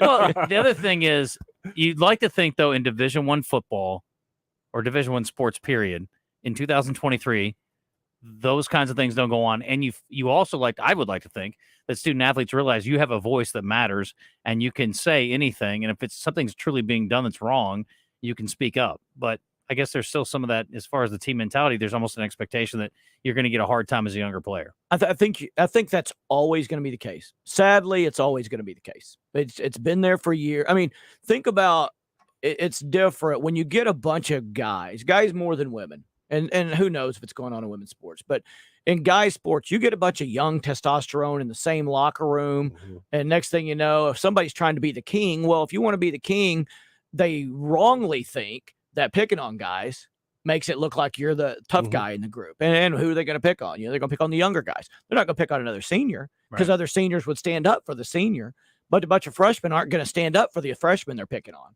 And then it spreads and it does that. But I think it's going to be going on forever. I mean, basically what football is go back into the gladiator days. It's Roman Coliseum days, but with a bunch of rules. And behind the scenes in the Roman Coliseum back there in the locker rooms, I'd hate to see what was going on, in those times. It was really bad stuff. And but you're always going to have it if you got young guys. You got to watch over. And I think coaches do more than ever. It's less than it ever has been. It's better. It's looked after. It's talked about. The NCAA is trying to, they put posters on the wall. They make you put posters in the locker rooms about protecting the kids and doing stuff like that. I mean, everybody's trying to do their part, but it's like automobile accidents. We can make the safest cars that drive themselves in the world, but there's always going to be wrecks. How much are coaches around the kids in the locker room, or how much time do the kids have in the locker room when there's no supervision? They've got tons of time because that's one of the recruiting tools. They go in there, there's hot tubs and there's, and some of the very locker rooms might have something to play with, or there's TVs up and there's gaming in there. Now they've got game rooms and other places they can do that, but they make it a habitat where they want to go and be a part because that's what kids want to see when they're recruited, is that locker room. So it's very inhabitable. Kids spend times in there. They're in there when no coach is in there, but they're adults. At the same time, you expect them to carry themselves like adults. They're getting free college and NIL money to go to school there. If you want to keep that coming in, do what's right and that kind of stuff. I mean, it'd be the same thing as if they're walking across campus or in a frat house or whatever. You still expect them to obey the law, obey the rules, and do those kinds of things. But as we know in both scenarios, frat house and locker room, sometimes it's not followed. Right. I feel like the administration really let him down. Either A, they botched the investigation, or they felt like they could dump this on a Friday and hope it just kind of slides under, and the 2 weeks would have been just fine. And then either A, the backlash, or B, the investigation sucked and they realized that there was a lot more to it than if they would have come in the beginning and said, you know what, this is wrong, this is bad, we're going to suspend him for 3 weeks of the season, a fourth of the season. I think he still got a job and everything's okay. And people, the mass of the people there wouldn't have been this backlash of 2 weeks for this. Are you kidding me? I think you're exactly right. That's what I've been preaching to my kids, everybody that listens to me for the past 10 years is, man, as soon as you make a mistake, own up to it and say, what do I need to do to make this better? And then there's no argument and swell of people that are going on and say, look, they're denying it. They're acting like it didn't happen. That means they don't care. That means it's going to continue. And then something bad's going to happen. But I think you're exactly right. If they say, look, we found this out. We screwed this up. We are going to punish him. We are going to make sure this doesn't happen again. Then everybody's like, okay. They're taking it seriously. Yeah, but when you don't, everybody's like, look, y'all don't even care. And then there's an argument ensuing, and then people pile on and that kind of stuff. And then you start getting the individuals involved that step up and say, well, I was one of these too, and I was one of these too. But as soon as you say, we're going to take care of it, we screwed up, we're suspending him, we're doing this, we're doing that, everybody just shuts up and goes about it because they know you're taking care of your business. And you have to do that these days. You just have to, because there's too much media. Everybody does have a voice because they've all got social media. Well, right or wrong, journalism reigned in this one and certainly had an impact. And that's the goal, right? That's the role of good journalism, is pointing out things that are wrong. Watchdogs. Right, exactly. And it's unfortunate that it took a bunch of kids on a student newspaper to try to help get the right thing done when the administration, where the adults in the room, didn't.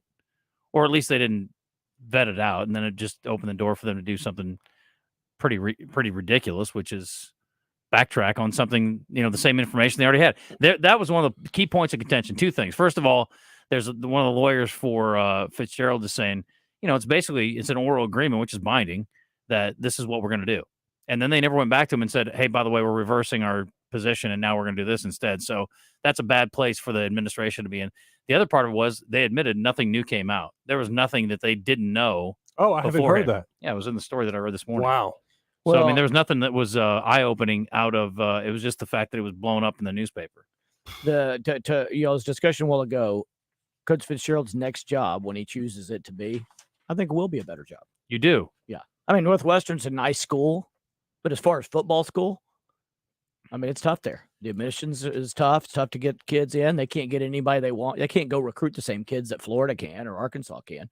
They've got limits though on what they can do, and I think he's going to end up getting a better football job. This is his attorney speaking, Wes. So let me make that very clear.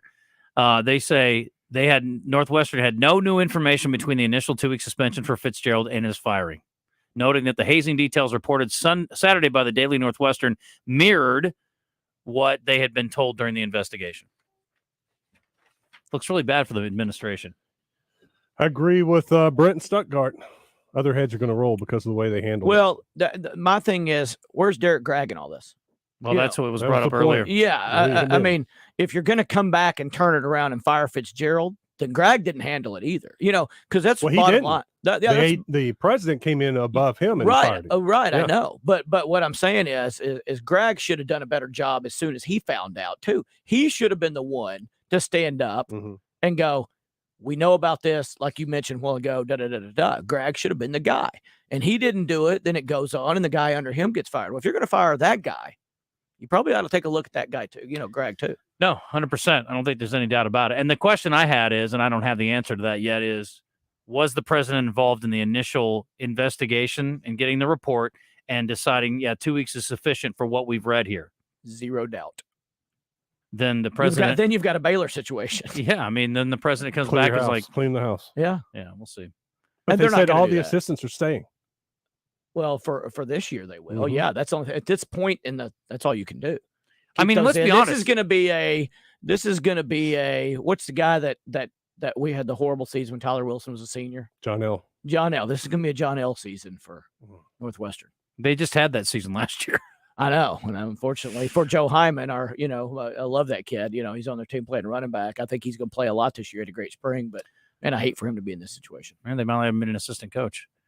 All right, we're going to take a quick break. We come back. We're talking some pickleball with Frank Lawrence, who is with the Little Rock Athletic Club, and they are also going to sponsor Coach Kelly's segment going forward. Love it. I'm a member there. They're building new pickleball courts out there like crazy, and I think the memberships. I joined right before they jacked up the prices if that was going to happen. I don't know if they're going to do that or not. I don't think they need to. There's a million people out there, but it's a great place, and I'm glad they're doing the pickleball event, and I think it's one that more people can do to get their exercise and have fun at the same time. Very much so. By the way, Christopher Eubanks and Medvedev are now into the fifth set. Medvedev survived a tiebreaker in the fourth set, and so we are into the fifth, and we'll keep you updated there. I would love to see this guy move on. It'd be such a cool story. More showers out there. And when that happens, roads get wet and people start hydroplaning. Got to have a good set of tires. Check out your tires. If you need new tires, go to Big O Tires. They have $100 off select set of tires right now. Great selection of tires, all the name brand tires. Plus, they have the Big O Tire. Two great locations, Conway and Cabot. And they do more than just tires. They'll take a look at your brakes. They'll do a lot of things. If there's something wrong with your car, check engine light comes on, swing on by Big O Tires. Let them take care of you. Get you back out on the road running as good as ever. Big O Tires in Conway's on Harkrider. Big O Tires in Cabot is on Prospect Court, right in front of Kroger. Go see our friends at Big O Tires, the team we trust.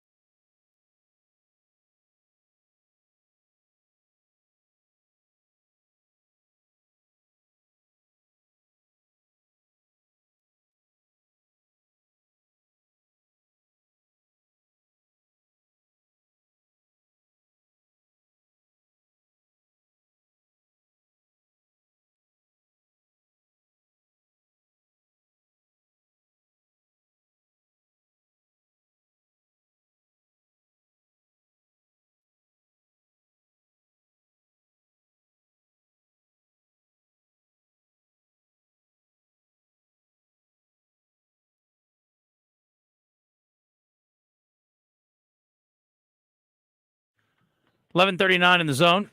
Justin Akery, Wes Moore, Kevin Kelly with us.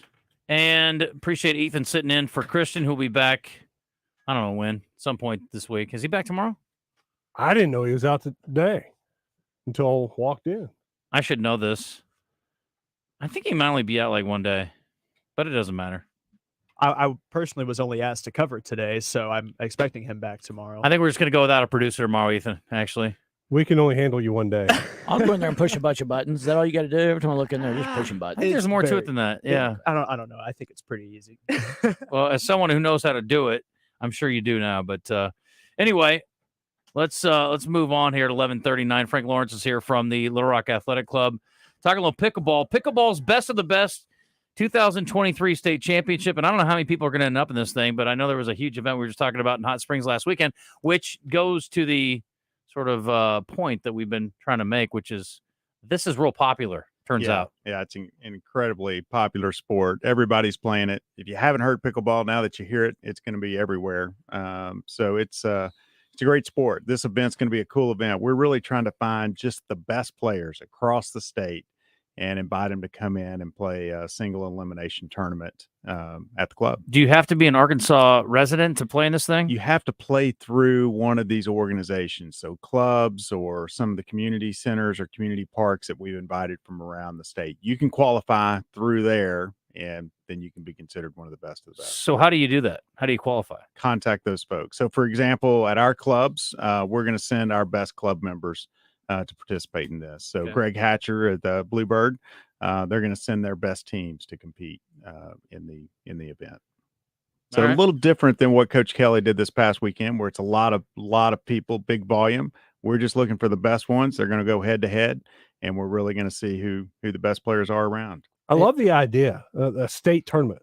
Who came up with this idea? Yeah, so Greg and I kind of hatched this idea, and Baz jumped on board, and then you guys really jumped in and helped us kind of develop the concept of this invitational to really see who the best players are in the state. Some of my buddies around the state are saying some of their centers, their community centers or their clubs, are having playoffs at theirs to see who's are the best, and some are just they already know who it is and they're appointing. So, all in all, besides what's going to be at in Little Rock, there's going to be some groups around. I mean, there's going to be a lot of people participating, to get into that. And so it's a pretty big deal. Yeah, it's going to be fun to see. We call it who are the ballers out there that we don't know about, right? Yeah. Who's going to show up that's really good that you don't have any idea exists in Little Rock. Well, we're all going to find out together. This is Friday, August 18th, and there is no entry fee. Is that what I heard? No entry fee. There is prize money. Yeah. So the winning team. It's the best deal. This is the best of the best. You can't come up with a better situation than I don't have to pay to get in and I can win cash. Yeah, it's an invitational deal, right? So, send your best folks. The winning team will get $1,000.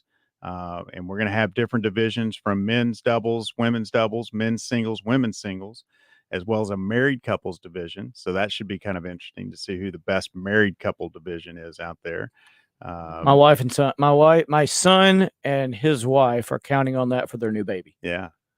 Can she stay non-pregnant enough, as she starts August to grow 18th? To August 18th, because they think they've got a shot to win this thing. She's already pregnant. Yeah. Right? No, I'm pregnant, bigger. He means pregnant-er. Pregnant. Yeah. So she's obviously playing well enough now. Yeah. They just won. Yeah, she went gold in the 4-0s. Yeah. But he and her together are really good. Yeah. Really good. So I get occasional criticism, Frank, from my tennis friends, and they're like, blah, blah, blah, blah, blah. They're just tired of hearing about pickleball. Yeah. But again, they're really different things.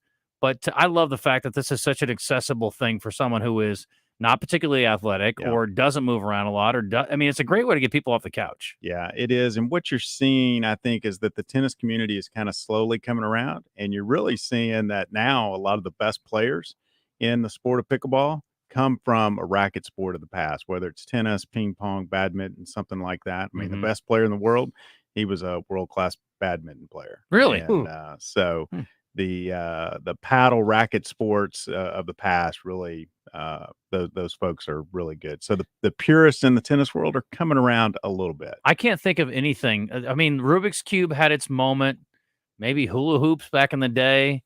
I hope this doesn't turn out to be a fad and it's something that continues forever. But because I do think there's a lot of upside here. But can you remember anything exploding like this in the athletic field? Not quite like this. I mean, you saw the movement of CrossFit probably 10, 15 years ago that really blew up and became a sport. It made fitness a sport. Right. But this has a stronger infrastructure. There's quite a few professional leagues. ESPN is airing pickleball consistently. A lot of professional athletes have gotten into pickleball. There's a pickleball channel. I watch pickleball all the time. Channel? Yeah, it's like I didn't know that. It's on YouTube TV. Oh wow. Yeah.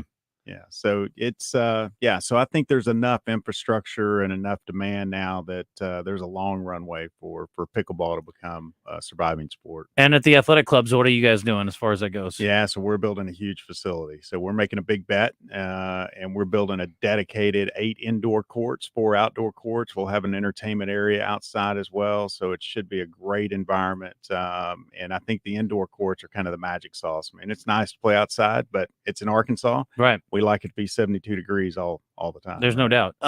It looks like they're building. I mean, I'm not a construction genius, but those things are happening fast. Yeah, they're coming along quick. Yeah, every time I go by, there's some changes. Well, they can't be overly expensive to build, I wouldn't think either. Yes, no, they're very expensive. Really? Yeah, very expensive. Inside maybe, but you're building pickleball courts outside. That can't be a huge lift, right? Yeah, I mean, it's not cheap, right? I mean, you want it to be right. What's the point? Like, what's the best situation surface wise? Outdoor courts would be post tension, and so the concrete, so it moves, it doesn't crack, and so it stays together. Okay. And then there's a tennis type surface on those. The indoor courts will have almost a gel type surface in there, so it'll feel really good on your body. So you can spend, just like Coach Kelly did down in Hot Springs this past weekend, spend all day on that, and it's going to feel really good on your body. Good. That's key. You're saying 12 courts you're building. Do you have that kind of need for it already? Yeah, huge capacity, right? So right now we're sharing with our tennis courts. So I can't get Coach Kelly to get up at 5 a.m., but 5 a.m. on Friday mornings, I usually have about 16 to 24 guys out there playing pickleball at 5 a.m. on a Friday morning. And so regularly we have people playing every day. That's amazing. What Coach was making, I guess, a reference to it. It's just such a deal. I mean, it's such a bargain to join out there. I guess you guys are still accepting members. We are accepting members. And the good news is with the pickleball, it'll add some ability for us to expand our capacity, right? Big new building, and to move those pickleballers out into that facility, it'll give our tennis players even more room. The fitness folks still continue to have a lot of room. And I mean, we do so many things at the athletic club. So there's lots of room for everybody to find a spot. How about what's the popularity of racquetball right now? Yeah, it's waning. It's waning. Yeah, it's waning. It's been a dying sport for a while. It continues to wane. It's a nice marketing tool. We still have 2 dedicated racquetball courts. They're great. What happened there? I don't think there was the infrastructure like I talked about. This big professional infrastructure, kind of a path development from learning the sport and how do you progress in the sport. I think that fell away probably in the 90s and early 2000s. It's interesting. Yeah. Well, hope the growth continues. Again, I think it's perfect because you can see people who are very high level.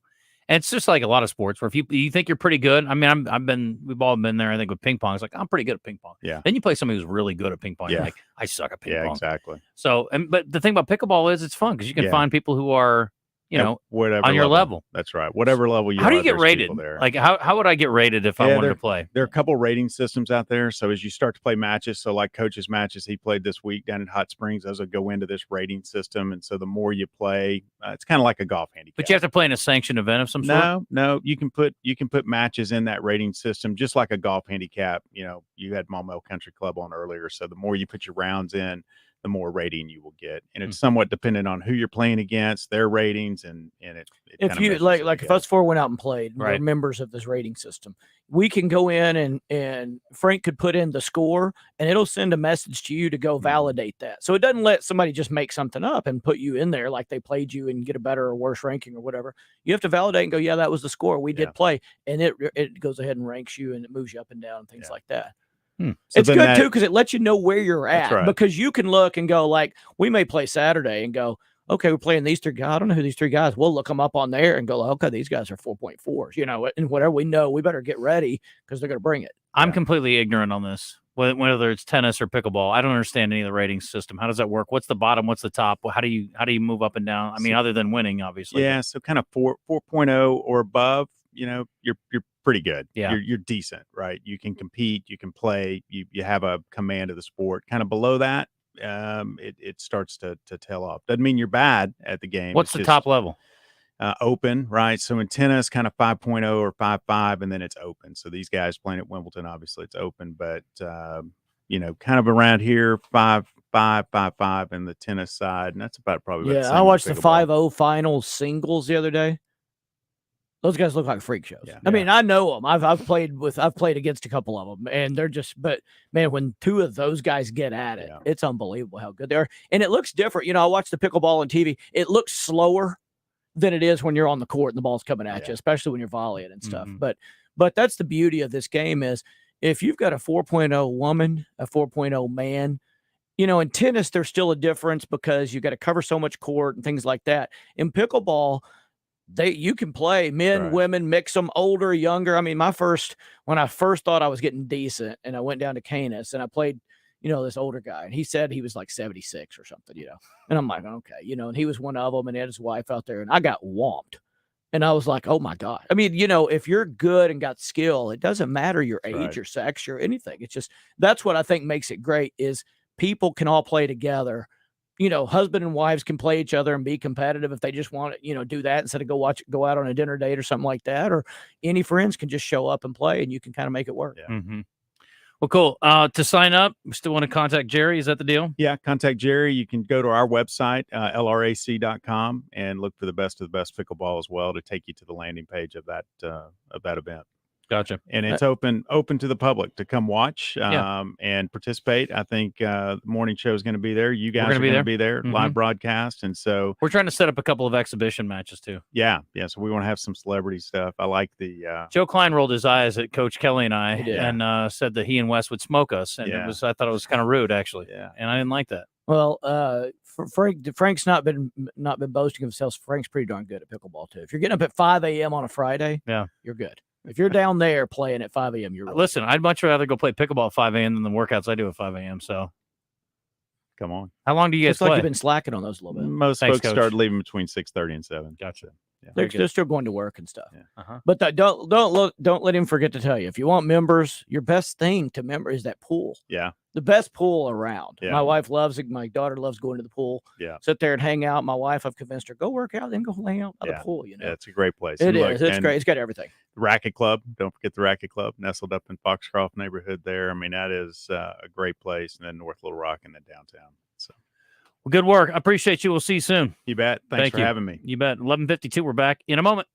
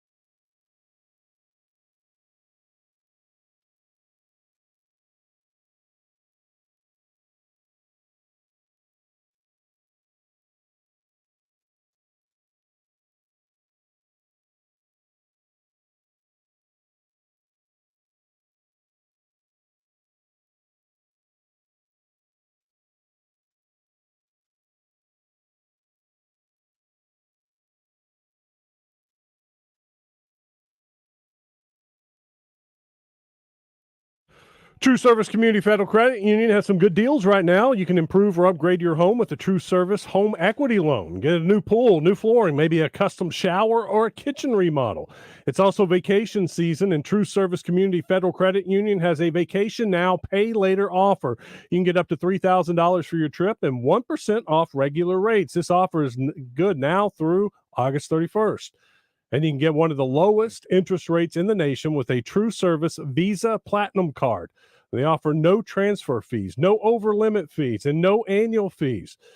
You got a great team at True Service, and it starts at the top with Linda Jeffrey. She's got Tina and Melissa and Tommy working some great deals over there. Go to one of their 3 locations. In Little Rock, they're by the Butcher Shop, JFK in North Little Rock, and on the campus of Hendrix College. Apply online at trueservice.net. Get pre-approved today.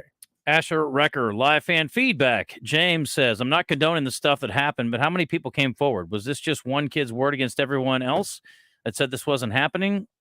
Or was there multiple stories with evidence? Also, if the coach didn't know, it should be those kids kicked off the team, not him. That's what coach basically said earlier. I think is it 11, 12 different people have come out? I've only seen a couple of kids that were quoted in the stories in the Northwestern. I think I saw 11. Okay. 11 or 12, something like that. William says the Twitter account College Football Transfer Portal tweeted out that a QB in the transfer portal from Northwestern made it up, according to a manager. Said he and the coach did not get along and would not play him and wanted him fired. In my opinion, though, if it's just allegations, he should not be fired, but I'm assuming they had hard evidence or there was a lot of pressure from administration since that is a pretty prestigious academic school. There was definitely pressure from the administration. Nick Smith Jr. says, take that performance and put it in your pipe and smoke it, Christian, Mr. I'm concerned with this Nick Smith. Yeah, Christian. Yeah, Nick. Phil says, do we have depth on defense this year? Wes? Yes. Isn't the running back from Benton supposed to announce this week? Friday. Seeing he is leaning towards the Vols, jockstrap to the morning show and match game. I don't know what that means. I have not heard he's leaning to the Vols, but I have heard it's between Arkansas and Tennessee. Interesting. And Arkansas hasn't gotten another running back commitment. So I'm cautiously optimistic Friday we'll have good news. What's his name? Braylon something? Yep. Put you on the spot. God, you did. Braylon, not Mitchell. Gosh, Justin. We were just talking to Coach Harris. I kept wanting to say Harris because we were talking to Brad Harris yesterday. Did see Brad Harris yesterday. He's looking great. He's looking great. Braylon Russell. Thank you. I got half of it. I was pretty impressed with myself, actually. Yeah, good job. A little I pay attention. All right, don't forget, countdown and kickoffs coming up. We've got some names we'll be announcing soon on who will be there, but I can tell you there will be former Razorbacks, current Razorbacks, and a whole lot of fun. It is brought to you by Gary Hill, our buddy from MSS Oil, and MSS Oil, as I said, yeah. A Gangster Museum of America. Corky's Barbecue is going to be serving up some great food. Tito's Handmade Vodka, and our friends at Oaklawn.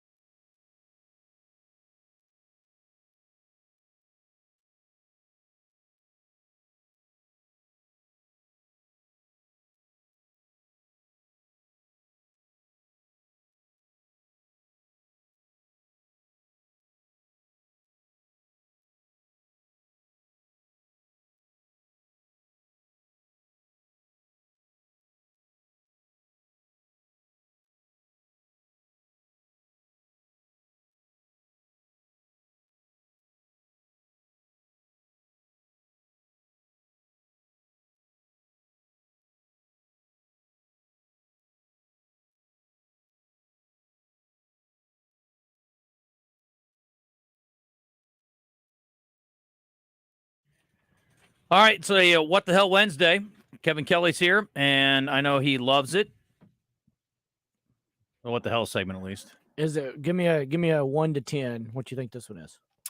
Come out pretty good. We got a. I mean, you've had 110 since I've been coming on here for the last 8 months or whatever it is. You've had 110. You've had several 8s, 8.5s. Give me a number. Boy. Under promise, over deliver. Under promise, over deliver. Don't be telling me it's a 9. No, it's not a 9. It's probably like a 6. 6. Okay. So it's listenable. Yeah, Coach, always. I'm gonna make the stories entertaining, or I wouldn't even do the segment. Remember bookend them. We talked about bookending them. Yes. Okay. You're good with strategy. Well, I mean, unfortunately, I'm very good at strategy. I'm not great at execution sometimes. What's more important? Finishing strong at the end of the first half or coming out the start of the second half? By all analytics numbers, the last 4 minutes of the first and the first 4 minutes of the second might be the most important of the game. So they're kind of balanced. Those both are really good. Me personally, I'd rather finish really strong at the end of the first half, because when you go in the locker room, they'll talk more about you and what you did than fixing themselves. Like, what were they doing here? What did they do to, that's the way my thought process. But don't you kind of set the tone with that first drive of the second half? You can, but momentum's too much in football to flip. I mean, it's too easy to flip. A pick, a fumble, a random thing, a ran back kickoff touchdown. I mean, anything can flip it back real quick. So I'd rather finish strong at the end of the second half, because usually that means you're getting points right before halftime. They go in with their heads down. There's 20 minutes for them to get depressed and then come out and onside kick them and take it away. Today's entertainment report is brought to you by Bell & Sword Gentlemen's Clothing in Conway. Check them out on Facebook and Instagram, or stop by Bell & Sword at 1016 Oak Street in Conway. All right. Angelina Jolie's former investment company is accusing Brad Pitt and co-conspirators, that's what they're being called, of looting their formerly owned winery. Is that the story? That's it. Attorneys for Nouvelle, I don't know what Nouvelle is. I guess that's the winery company. This is a poorly written story because it doesn't say. Claims that Pitt wasted the company's assets by spending millions on vanity projects, rebuilding a staircase 4 times. They got to get it right. And spending millions to restore a recording studio. Attorneys claim his misconduct escalated after Angelina Jolie sold the winery, Nouvelle, to a company controlled by a Russian oligarch. Incensed that Jolie sold it to him rather than Pitt, Pitt acted like a petulant child, refusing to treat Nouvelle as an equal partner in the business. Pitt is an actor, not a winemaker, the paper scoff. He deals in illusions, not dirt and grapes. Anyway, I got to be honest, I never really saw that becoming a nasty thing, but here we are. It's unfortunate. Business is what happens sometimes. It is. It's unfortunate. I hate it for those who can't stay together and then they get hateful with one another. All right. Carmen Electra joined OnlyFans a year ago, and she has reveled in the chance to not only reconnect with fans, but obviously she makes some money. The 51-year-old revealed one of her most requested photos from her millions of fans in an exclusive interview with Fox News Digital. Would you guys like to guess what a very common, odd request that she gets is that you're comfortable saying on the air? A common, odd request. Yes. Her feet. Her feet, Wes. That's exactly right. It's weird. I hate feet. Oh, cute feet are hard to beat, bud. Oh my God. But I don't have a fetish over it either. Bad feet are really bad, though. She says, it's fun to me because I get a lot of requests for my feet, and it cracks me up. People want to see feet. She tries to help them out, though. She says, there's just this wild obsession with feet. So, of course, yes. Okay, great. You want to see my feet? I'll grab my phone. That's what I like. I use my phone. I don't think anyone wants to see super professional photos. They want to see you. So I'll shoot a video of my feet and think of something. I'll try to come up with different ideas of how can you show your feet, or ask them, how would you like to see my feet? You people are... Didn't she remind you a little bit of Fergie? A little bit, maybe. She's always reminded me a little bit of her. What is it about her? Without the talent. The look, a little bit? Yeah, the look. Just the look. Yeah. Without all the talent, yes. OnlyFans has been around since 2016, and I've got a story here about some of their stats. As of 21, OnlyFans has over 187 million registered users. That is unbelievable to me. To me too. That you are paying money for this kind of crap. You and I are in the same camp on that. I just cannot believe that's it. You can throw me in the same camp. Okay. We're all in the same Don't leave camp. me out here by myself. But somebody has made bukus of money. OnlyFans has paid out over $10 billion to creators. Monthly traffic to OnlyFans website in February 23 was 1.06 billion. OnlyFans generated 2.5 billion in revenue last year, becoming the second most profitable company in the creator economy. I don't know who was the most, but that's a lot of money. OnlyFans revenue grew by 1,765% from 2019 to 2021. And Black China is the highest paid OnlyFans creator. She makes about $20 million. A month? A month. A month. I didn't stutter. 20 million a month. Bella Thorne, the former, wasn't she the Disney chick? She has 24 million subscribers and she charges $10 a month and earns $11 million a month. Cardi B, over 9 million a month. It's amazing to me. I mean, I get it from the creator standpoint. I don't get it from the consumer standpoint. You guys, I don't know. I don't spend time looking at this stuff, but I am aware that it exists. I've never been on the website. There's a lot of free. No, I mean, didn't finish my thought yet. There's free stuff on the internet. You don't have to subscribe to anything. Ethan, would you like to jump in here? I could tell you're chomping at the bit back there. Hey, if there's more stuff out there, that's news to me, Justin. I'm not a part of any of that. Good answer. My mom might be listening, okay? Yes. That's probably a smart move on your part. Larsa Pippen is speaking out. She says she is not a fan of Michael Jordan's recent comments about a relationship with his son. And she says, I didn't think it was funny. There's nothing funny about it. I was kind of embarrassed. Embarrassed? You should be embarrassed that you're dating Michael Jordan's son, you idiot. Did you see I don't know how it popped up on Twitter, but there was a kind of a viral video going around of Michael? Well, Michael Jordan's son and her. Yeah. Yeah. Oh, of what? Him, like, smoking something and drinking off of her chest. Little body shot? Little tequila body shot? Well, and like she had like something bong or something between her in her chest. She says, I was like traumatized. I'm like, oh my God, what are we going to do? People think I lied because she was acting like Michael thought it was cool or fine. He was okay with it, but apparently he isn't. Listen, whether or not you lied is the least of people's concern. I hate to break it to you. You know what? I'm going to make a pact. I did this back in the day with Britney Spears when the whole Justin Timberlake saga was going on. I was like, you know what? I'm not talking about it anymore. I'm not talking about Larsa Pippen again, unless she kills somebody. Okay. I'm not talking about that hoe that was trying to drag down Zion Williamson again, unless she kills somebody. Okay. I like that. Thank you. Don't let me sleep on that. Okay. Britney Spears, speaking of, is in the news. She has finally released a statement regarding her interaction with Wembanyama and the security team. She put a video out yesterday. I'm worried about Britney, man. Justin, did you guys see that whenever Wembanyama was asked about it later on, he didn't even know who Britney Spears was? Yes, we talked about it at length. He's really young. There's another story we spent too much time on, but here we are. I was about to say, if you want, we can do the last 45 minutes of the show on it if you want. I'd rather stick my... I can't say what I'd rather do. But anyway, let's just hear from Britney Spears about that. Hi, so I wanted to share with you guys an incident that happened in Vegas that a lot of people are talking about. And I heard on the news this radio station talking smack and talking ish. That's why I'm addressing it. Saying that I deserve to be smacked. Security was doing their job and protecting their client. I've been with the most famous people in the world. In sync at one time, girls would like literally throw themselves at them. On my way into the place, actually, I was knocked down by like 3 12-year-olds trying to get my picture. My security not one time touched them or even came near them.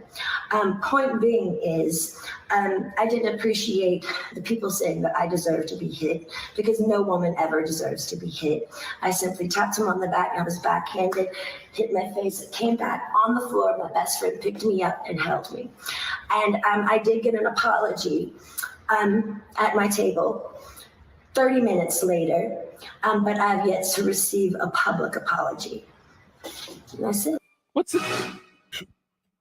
An apology is an apology. I'm sorry. She just made it public. She got an apology at her table, and she just told everybody so it's her public. thought is she got smacked in public.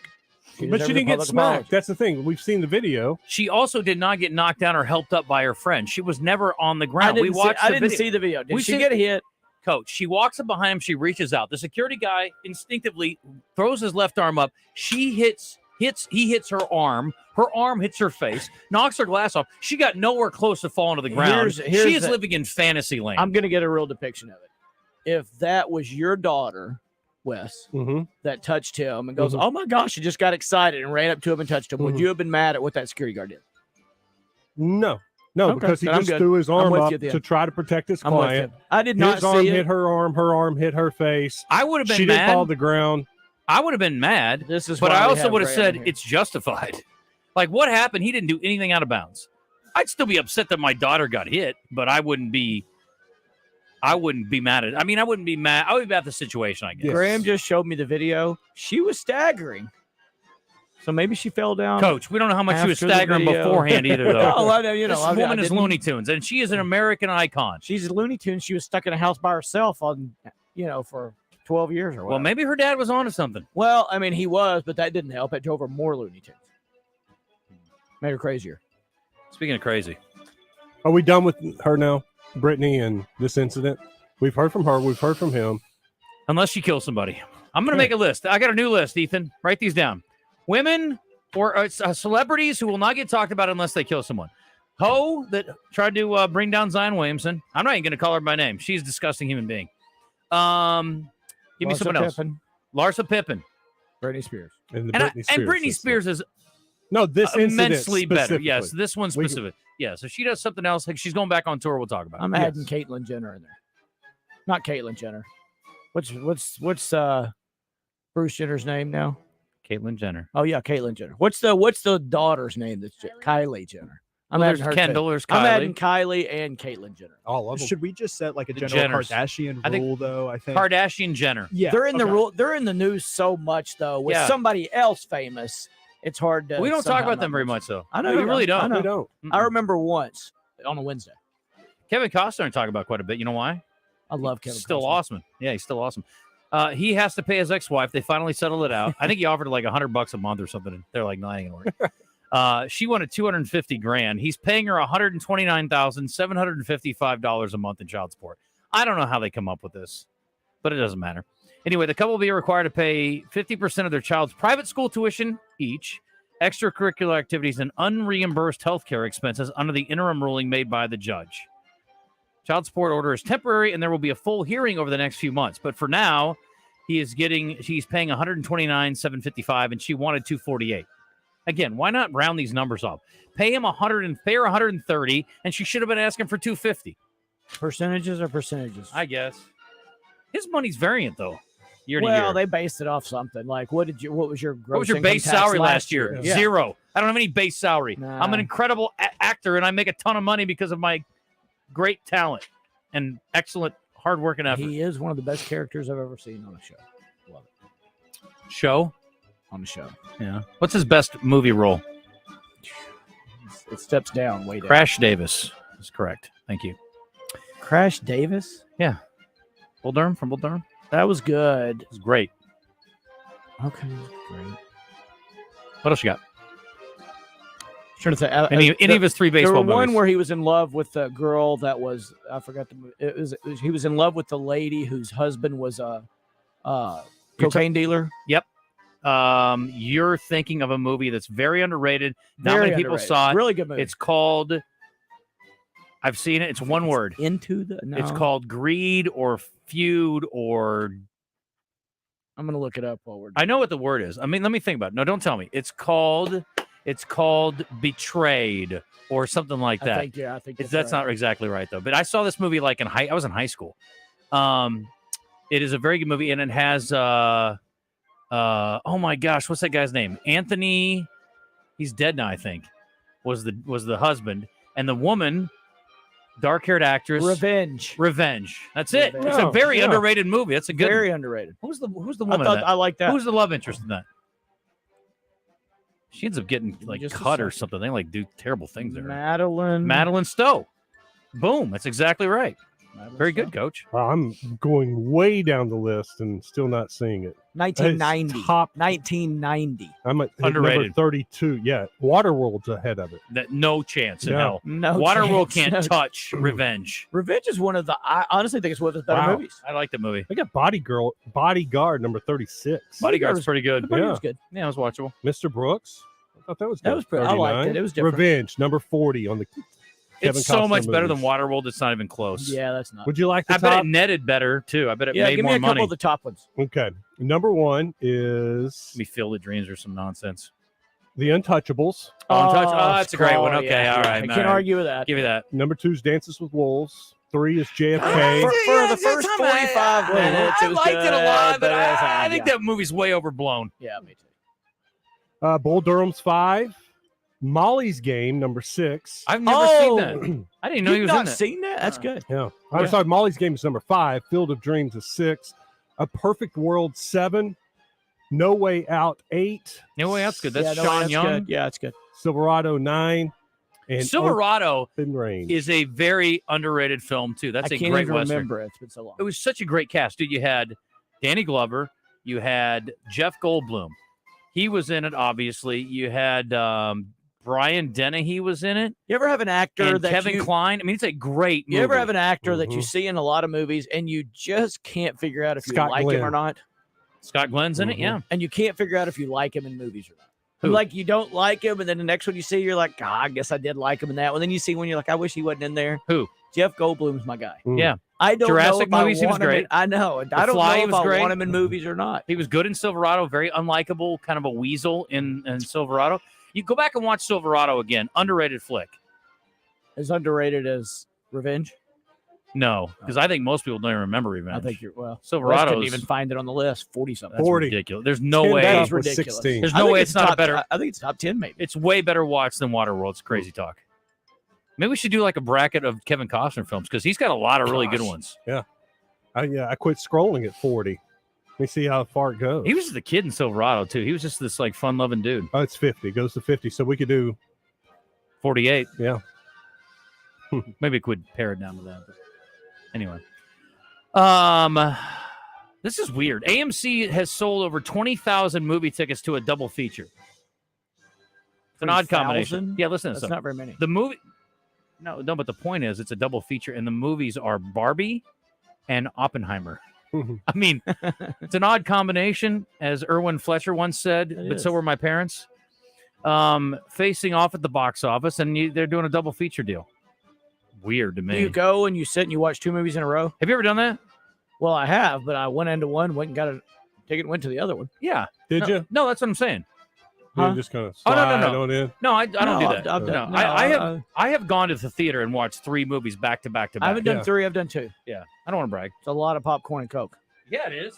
I love it. Some, what's your candy? What's your love go-to it. candy? Butterfinger bites. That's a pretty good one. I know the teeth thing. That's the, good. the teeth problem. Yeah. It's stuck. You in know the what? teeth. I paid So for it. good, I though. want them in there. I want to hold on to those for the That's rest not of the day. bad. You can kind of lick them the rest. What are of the those day. little That's cherry, exactly right. those cherry bomb, or those, it's got the kind of candy around it, but inside is mushy, the cherry drop, cherry bomb. What are, no, okay. Well, first of all, that's not a movie candy. Yeah. No one's eating those in Yeah. there. No. That's the only place I've ever gotten. That's not on the top 50. I'm not doing anything sour. No sour straws. No, here's your options. You got M&Ms or peanut M&Ms. You got Milk Duds. You got Junior Oh, Mints. Milk Duds terrible. You can go. I can't do Milk Duds. Oh my God, Milk Duds is on my top 3. Whoppers. You got Whoppers. Oh no. Yeah, these are all That's great. terrible. Guys, these are all. I don't care if you like them or not. These are all great, well-known, popular movie candies. They're really not. You're crazy. No. You're talking insane. My grandfather Juicy used fruits? to eat Whoppers all the time. Yeah. Because nobody else would eat them. Yeah, So he nobody else knew would eat that nobody would touch his That's Whoppers. like, that's like candy corn at Halloween. If you guys don't like malted milk, Grandpa that's eats them fine. because nobody else Do you eat eats it. shakes? I mean, no malts. Do you eat malts? No. You don't ever have malts. See, you don't like the taste of malted milk, then you're not going to like No, Whoppers. it tastes terrible. I love it. How about toffee? Toffee guy? No. What about a score bar? No chance? No. You don't know anything about anything. If you don't like toffee, you're just dead to me. Well, I could get It's Baby ridiculous. Ruth. Goobers. Is that chocolate covered raisins? Yeah, Is it Goobers is a chocolate-covered movie. peanuts or movie. I've seen Goobers at the I think theater. Goobers are chocolate covered raisins. They had the what do you call them? Sounds like we need to do a movie candy bracket. Cookie bites. Cookie bites are pretty good. Yeah, Maddox gets those almost every time. Those and are I'm- pretty good. I don't want them. See, I make him get stuff now that I can share because I'm like, I want like 3 of them. What are the Whatever we things get. that look like licorice? I mean, they're like Twizzlers. Yeah. Twizzlers are good. You just They chew don't. on the whole. They don't look like licorice, Coach. not look like. I don't know. They are licorice. They're not licorice. Yes, they are. They're red licorice. Why do they call them licorice? I've tasted real licorice. Well, I There's say black that. licorice and You there's ever red go on licorice. vacation and somebody has like their made licorice? Doesn't taste anything like a Twizzler. No, but Twizzlers are licorice. Are That's they? what they. Yes, they're cherry. I They're just like, thought they must be different. There's strawberry. There's flavored, cherry yeah. flavored licorice. There's black licorice, which almost everyone hates.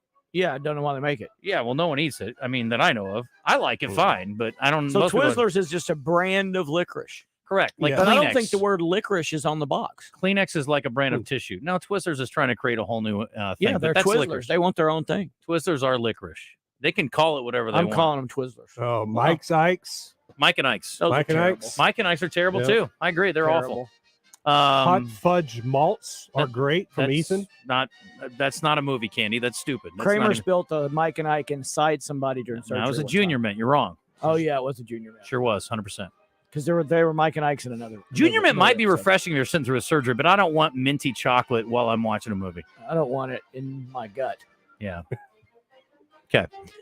I'm really disappointed you guys take on. First of all, your milk dud take is stupid. I understand that you don't like Whoppers. A lot of people don't like malted milk, so I get that. We but I think yours it's is good. stupid. Graham, you like milk duds? Dude, Milk Duds is a top 5 movie candy. You can look it up on any. Sure. Thank you. That's all. I just yeah, want an I'm- admission I'm- that it's up there. If you Oh, don't yeah. like it, I No, get it. we don't like and Coach, it. it's another thing to get stuck in your teeth, and you get to lick on the caramel later in the day.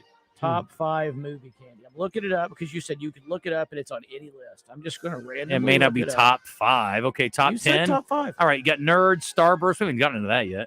Anyway, can I do one more story here? Lainey Wilson, guys. And let me tell you what, I'm giving a special game ball on this Wednesday to Lainey Wilson. I don't think women should be leered at. I don't think that women should be treated as less than men. And I certainly don't think that they should have their appearance taken over all of their other worldly talents. However, I do think that you should be able to tell somebody that they're attractive and not be ridiculed because it's some sort of slight, like you don't like anything else about them. It's dumb. Am I off base here? No, I think it's a good take. Thank you. I was looking at the only woman in the room. Anyway, Graham seemed like That was Graham, she's like, I right. don't think I want to address this. Anyway, Lainey Wilson's a singer. Lainey Wilson is known for a couple of things. A, she's a good country singer. B, she has a substantial backside, right? Is that fair? Fair, yeah. I mean, she's kind of playing that role of like how what was her name? The mom in American Pie, Stifler's mom. Whoever Yeah. played her, she was like this gorgeous lady, you know what I mean? She was not gorgeous, but yes. Well, to each our own, but like she was there to screw like a high schooler in that movie. Like she's in the movie for like 2 minutes. Like, I mean, I don't know. I think you just kind of have to. I don't roll know a what little this has to wisdom do with these Lainey things. Wilson. No. But all that to say, like, listen, if you're a younger guy, you just think a little more crude. Whenever you try to compliment, you're probably not going to come across. I don't think the it's way a you younger want to. guy. I think it's a man thing. But the point is this. Ethan, you sit the rest of this. You listen up and try to learn something from the old man here. Here's my thing. I don't want you to be offended because I think you're attractive does not automatically mean that I don't think you're intelligent or talented. Lainey Wilson obviously is pretty cool. She is a woman who can appreciate the fact that she may be attractive to people, but also they can respect her as a singer. So she had a young fan come up on stage, and it led to an interesting exchange, and she had a good time with it, and the fans had a good time with it. And this world where we become overly offended about every damn thing is so annoying, and I applaud Lainey Wilson. Ooh, do we have a cowboy on our hands tonight, y'all? By the way, this kid's like 6 years old. Cash! This is Cash, y'all! Looking like a legend. Did y'all read this song? Laney, help me win my bet. I need a hug, and then my bro owes me $50. Come here, boy. I'm even taking the guitar off for this one.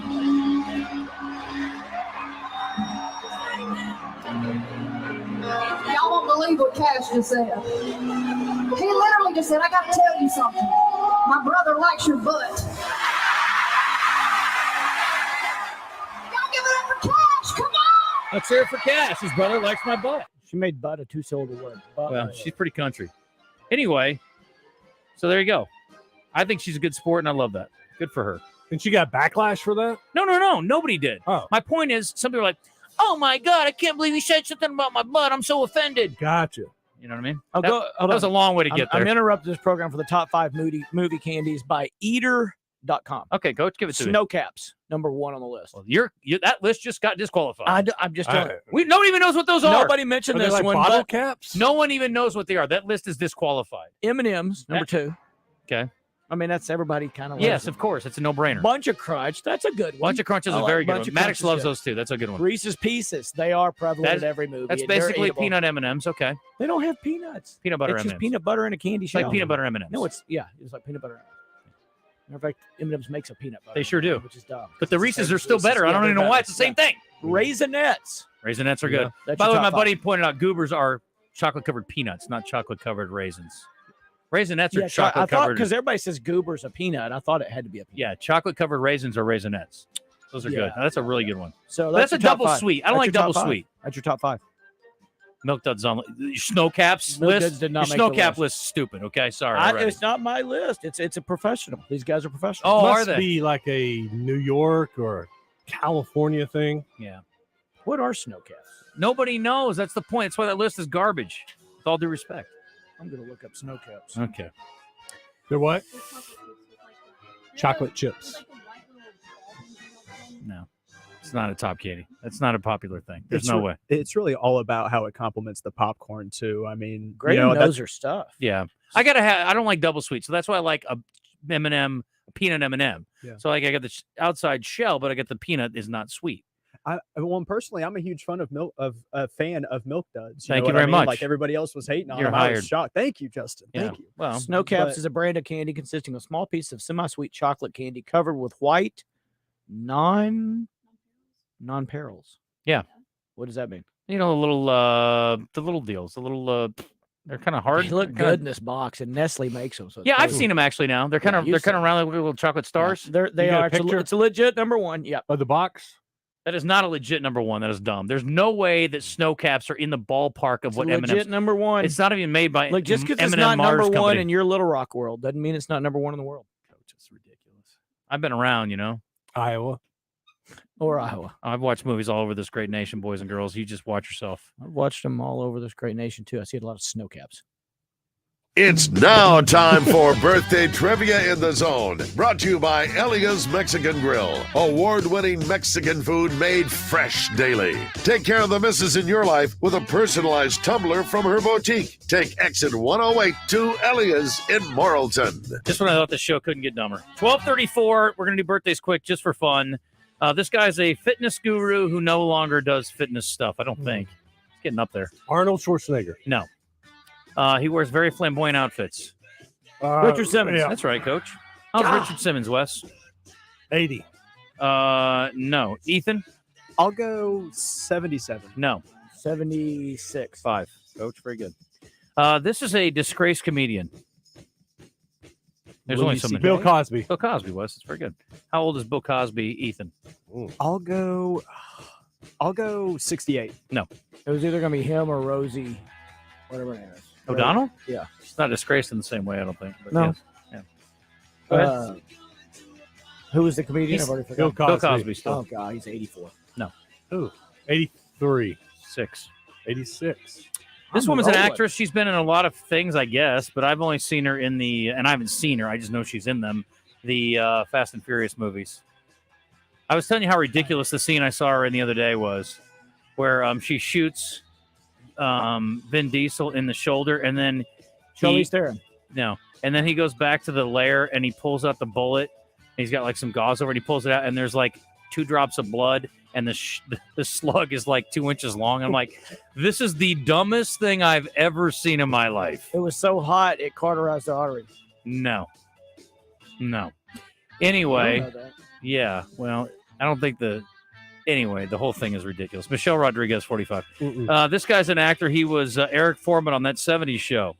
He was also in Spider-Man 3, Valentine's Day, and he was in that drug movie with Michael Douglas, where his daughter got hooked on drugs and he was dating the daughter. Do you remember? It's got a weird something. Topher something. That's right. Topher Grace. That's correct, sir. Okay. Very perfect. good. Finally. How old's Topher Grace, Coach? I got zero idea. Go ahead. Okay. 60. Okay. You really have no idea. I'll go 48. I bet he's younger. It's 45. Wow. It's actually older than I thought. This Hall of Fame figure skater won a Winter Olympic gold medal, 2 World Michelle Championship gold medals, and has been a World Pro Figure Skating champion 4 times. Name a skater, any skater, other than Michelle Kwan, because that isn't her. Nancy Kerrigan. You're going to kick yourself. Yeah. No, this Connie woman's- Harding. Nope, this woman has not been hit in the knee or hit anybody in the knee Oh, or arranged for anybody to be hit in the knee. what's her first name? Christy Hamilton. Yamaguchi. Very good, Wes. Thank you. Dorothy That's the way to work your way around. How old is Christy Yamaguchi today? 45. Nope. 42. Nope. Coach. 46. 52. Coach Kelly, very good. Wow. 2 left here. One is a NBA basketball player, and he is a rising star with the Oklahoma City Thunder. Shea Gilgeous-Alexander. That is correct, sir. Ooh. And obviously, if Christian had been here, he would have got that in a heartbeat as well. How old is SGA? 23. He is not. Really? Coach, how old is Shea Gilgeous-Alexander? 22. No. 24. 25. Wes Moore. How did you know that? Graham had the right answer, but you didn't declare you're on my team. I thought you were trying to sabotage me. Kevin has 4, Wes has 3, Ethan has 3, and it comes down to this. This NBA guard has played for a handful of teams, and he just signed a 1-year deal with the 76ers. James Harden. Former University of Arkansas troublemaker. Patrick Beverly. That's right. Up to no good. He is good. PB. 1, 2, 3. Ooh. I don't even know who's up. Who's up for Ethan? How old's Patrick Beverly today? We'll let you have first crack at it. I'll say 34. He is not 34. Coach, how old is Patrick Beverly today? 32. No. 35. 35. Bingo, bango. Wes Moore with a win. Walked it off. You sure did. Great job, buddy. And we would have had it. Graham gave me the right answer. Yeah, you screwed up. Let me get Brad and Cersei in here, and we'll take a timeout. What's up, Brad? Hey, y'all already went through your segment on the movie. I've been telling people about this movie for years, and nobody's ever seen it. It's called Murder of Crows. Murder of Crow? Murder of Crows. Nope. Who's in it? Of course, that's what you call a group of crows. Oh, a murder. That's right. Murder of Crows. There's Cuba Gooding Jr. in it. I can't find the damn thing anywhere. Pardon my French, but it's one of the best movies you've ever seen. Action thriller, 1998. Yes, kind of a whodunit type deal. Yeah, suspenseful, all that good stuff.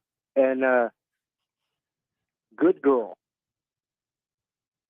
And it's on Netflix, I think. Okay. Murder of Crows is streaming on Amazon Prime. Okay. Nice, because Thanks. I got Amazon Prime. Very Because good. they take out money whenever I don't want them to. Well, that happens a lot. Good Girl with Jason Momoa. Mm-hmm. You'll be 3/4 the way through the movie, and you'll say, "Oh, wait a minute, rewind it all the way because I don't know what just happened." Okay. One of those type of movies. And last but not least, and this is very important.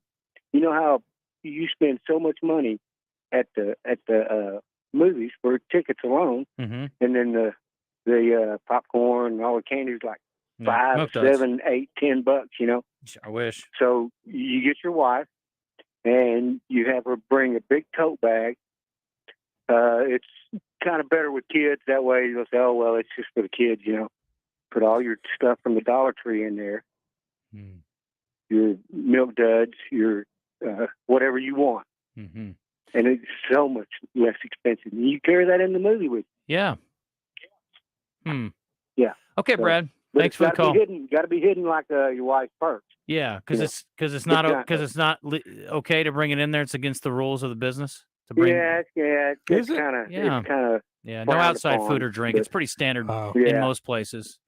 So they're trying to make a living. Hey, you know, women, they got everything in their purse. So you know what? It's funny though. They never have what you need because, like, I'm like, you got any gum in there? It's like, no, invariably never. She's just lying to you. She they has just gum. don't want you rifling through their purse. Is what it is.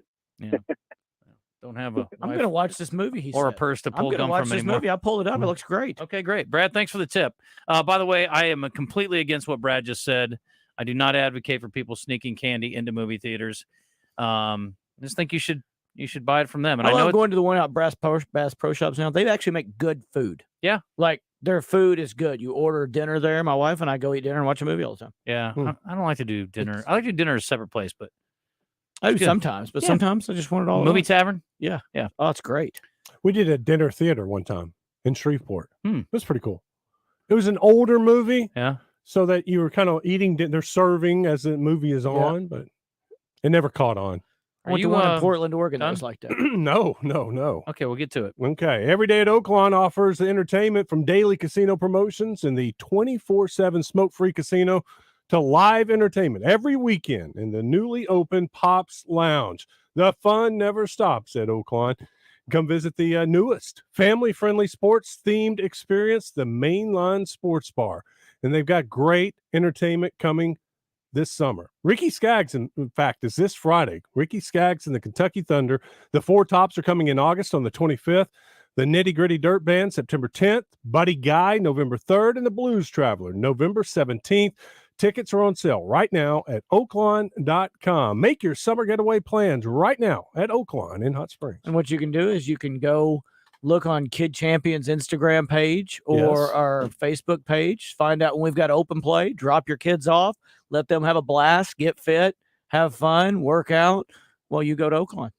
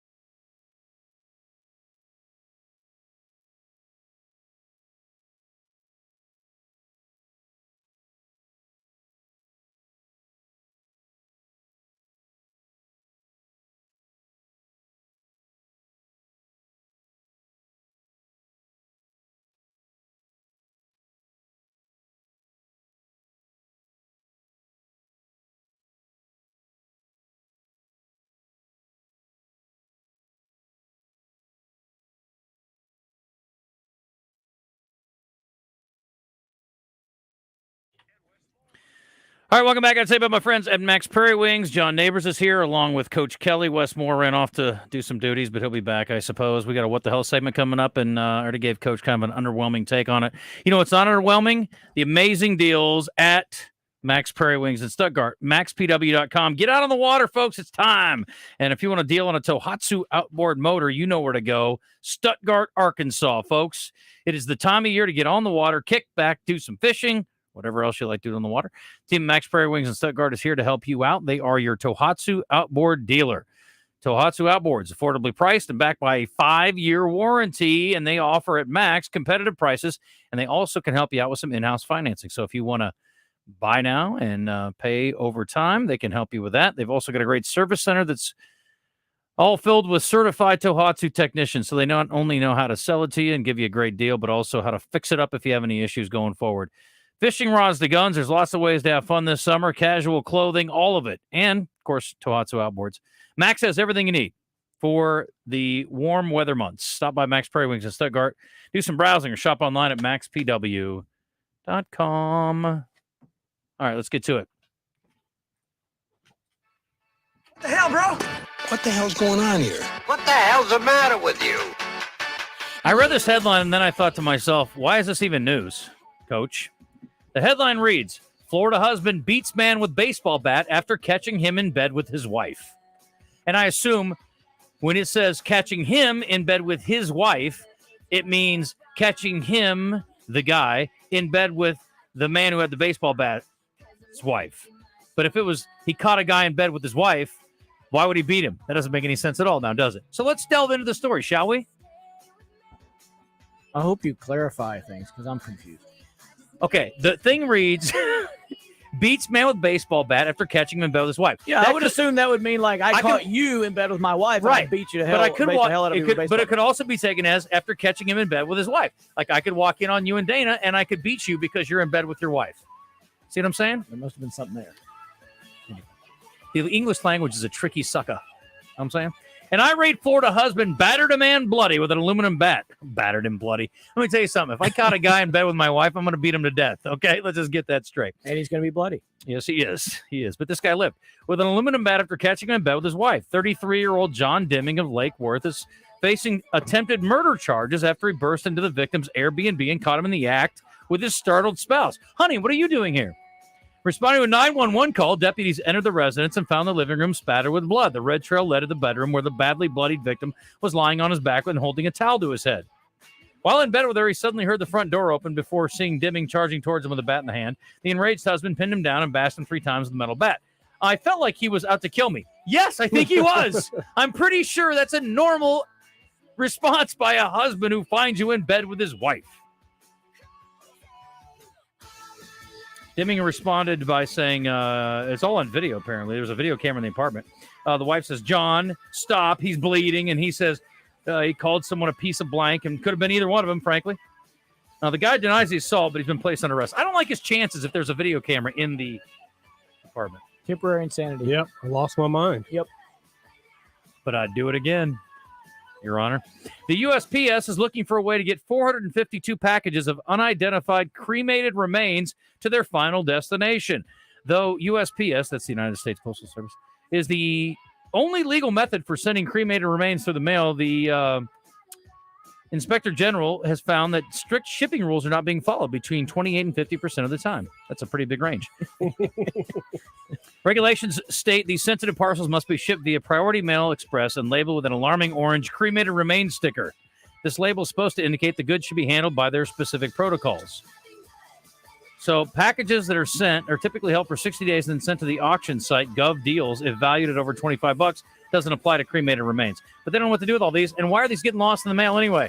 I'm like, I cremated mom and I sent the remains to my sister. Is that what I did? I'm not sending it through the postal service. What if you're trying to get it somewhere and it's cross country? You can drive them over there? You can make like a trip? How important are they? Is it your mom's remains? I'm flying them there myself, I guess. Or they can come get them. It doesn't change They anything. want them so bad. Well, something's going to happen, but I'm not sending USPS. We sent Kara's graduation cards or announcement to USPS.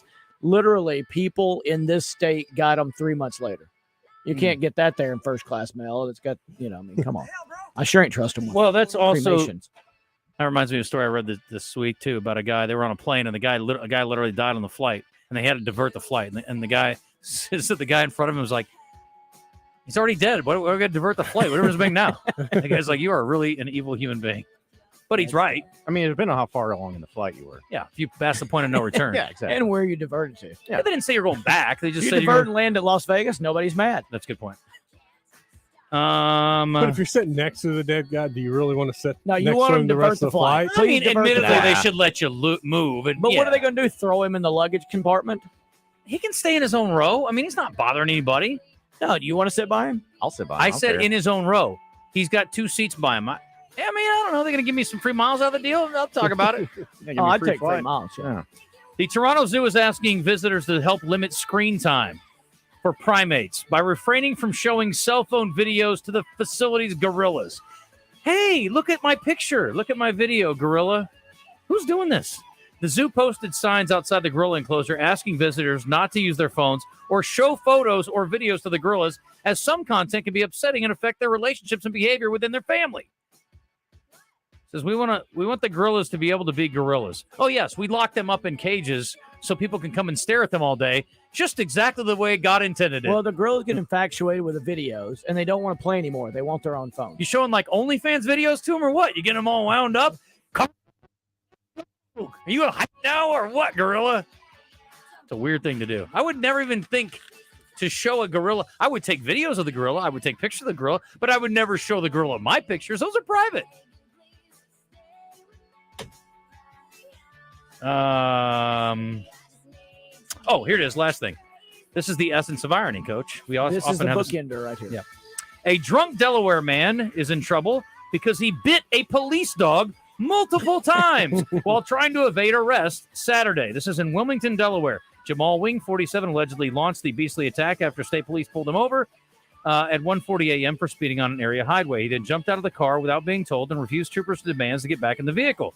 They sicked their canine on him, but the man reportedly chomped back. Wing continued to resist and bit the canines multiple times. He suffered multiple injuries in the scuffle, including a gash over his left eye. I got to be honest, man. What's the old saying? Turnabout is fair play, right? The dog is trying to bite you. I don't know why you can't bite the dog. I mean, if the officer tries to bite me, I might try to bite him. I just didn't want the fur. I've gotten in a fight with 2 dogs, and I've had to punch them both. Yes. I've not had to. You Had a didn't have pit to bull bite him? chasing me, and obviously I realized I couldn't outrun him, so I turned around and kicked him and punched him. He took off running. And then I had my own German Shepherd, when I was talking to my daughter's first boyfriend, you know, the son, the dad-daughter boyfriend talk, you know, about taking her out. And I make him take his phone out and put it on the thing and power it off where I can see he's not recording it and all this. And my dog comes up and starts sniffing him. And the dog sniffing him. And I'm like, get away from him. I'd forgot we rescued her, and you don't grab this dog by the collar.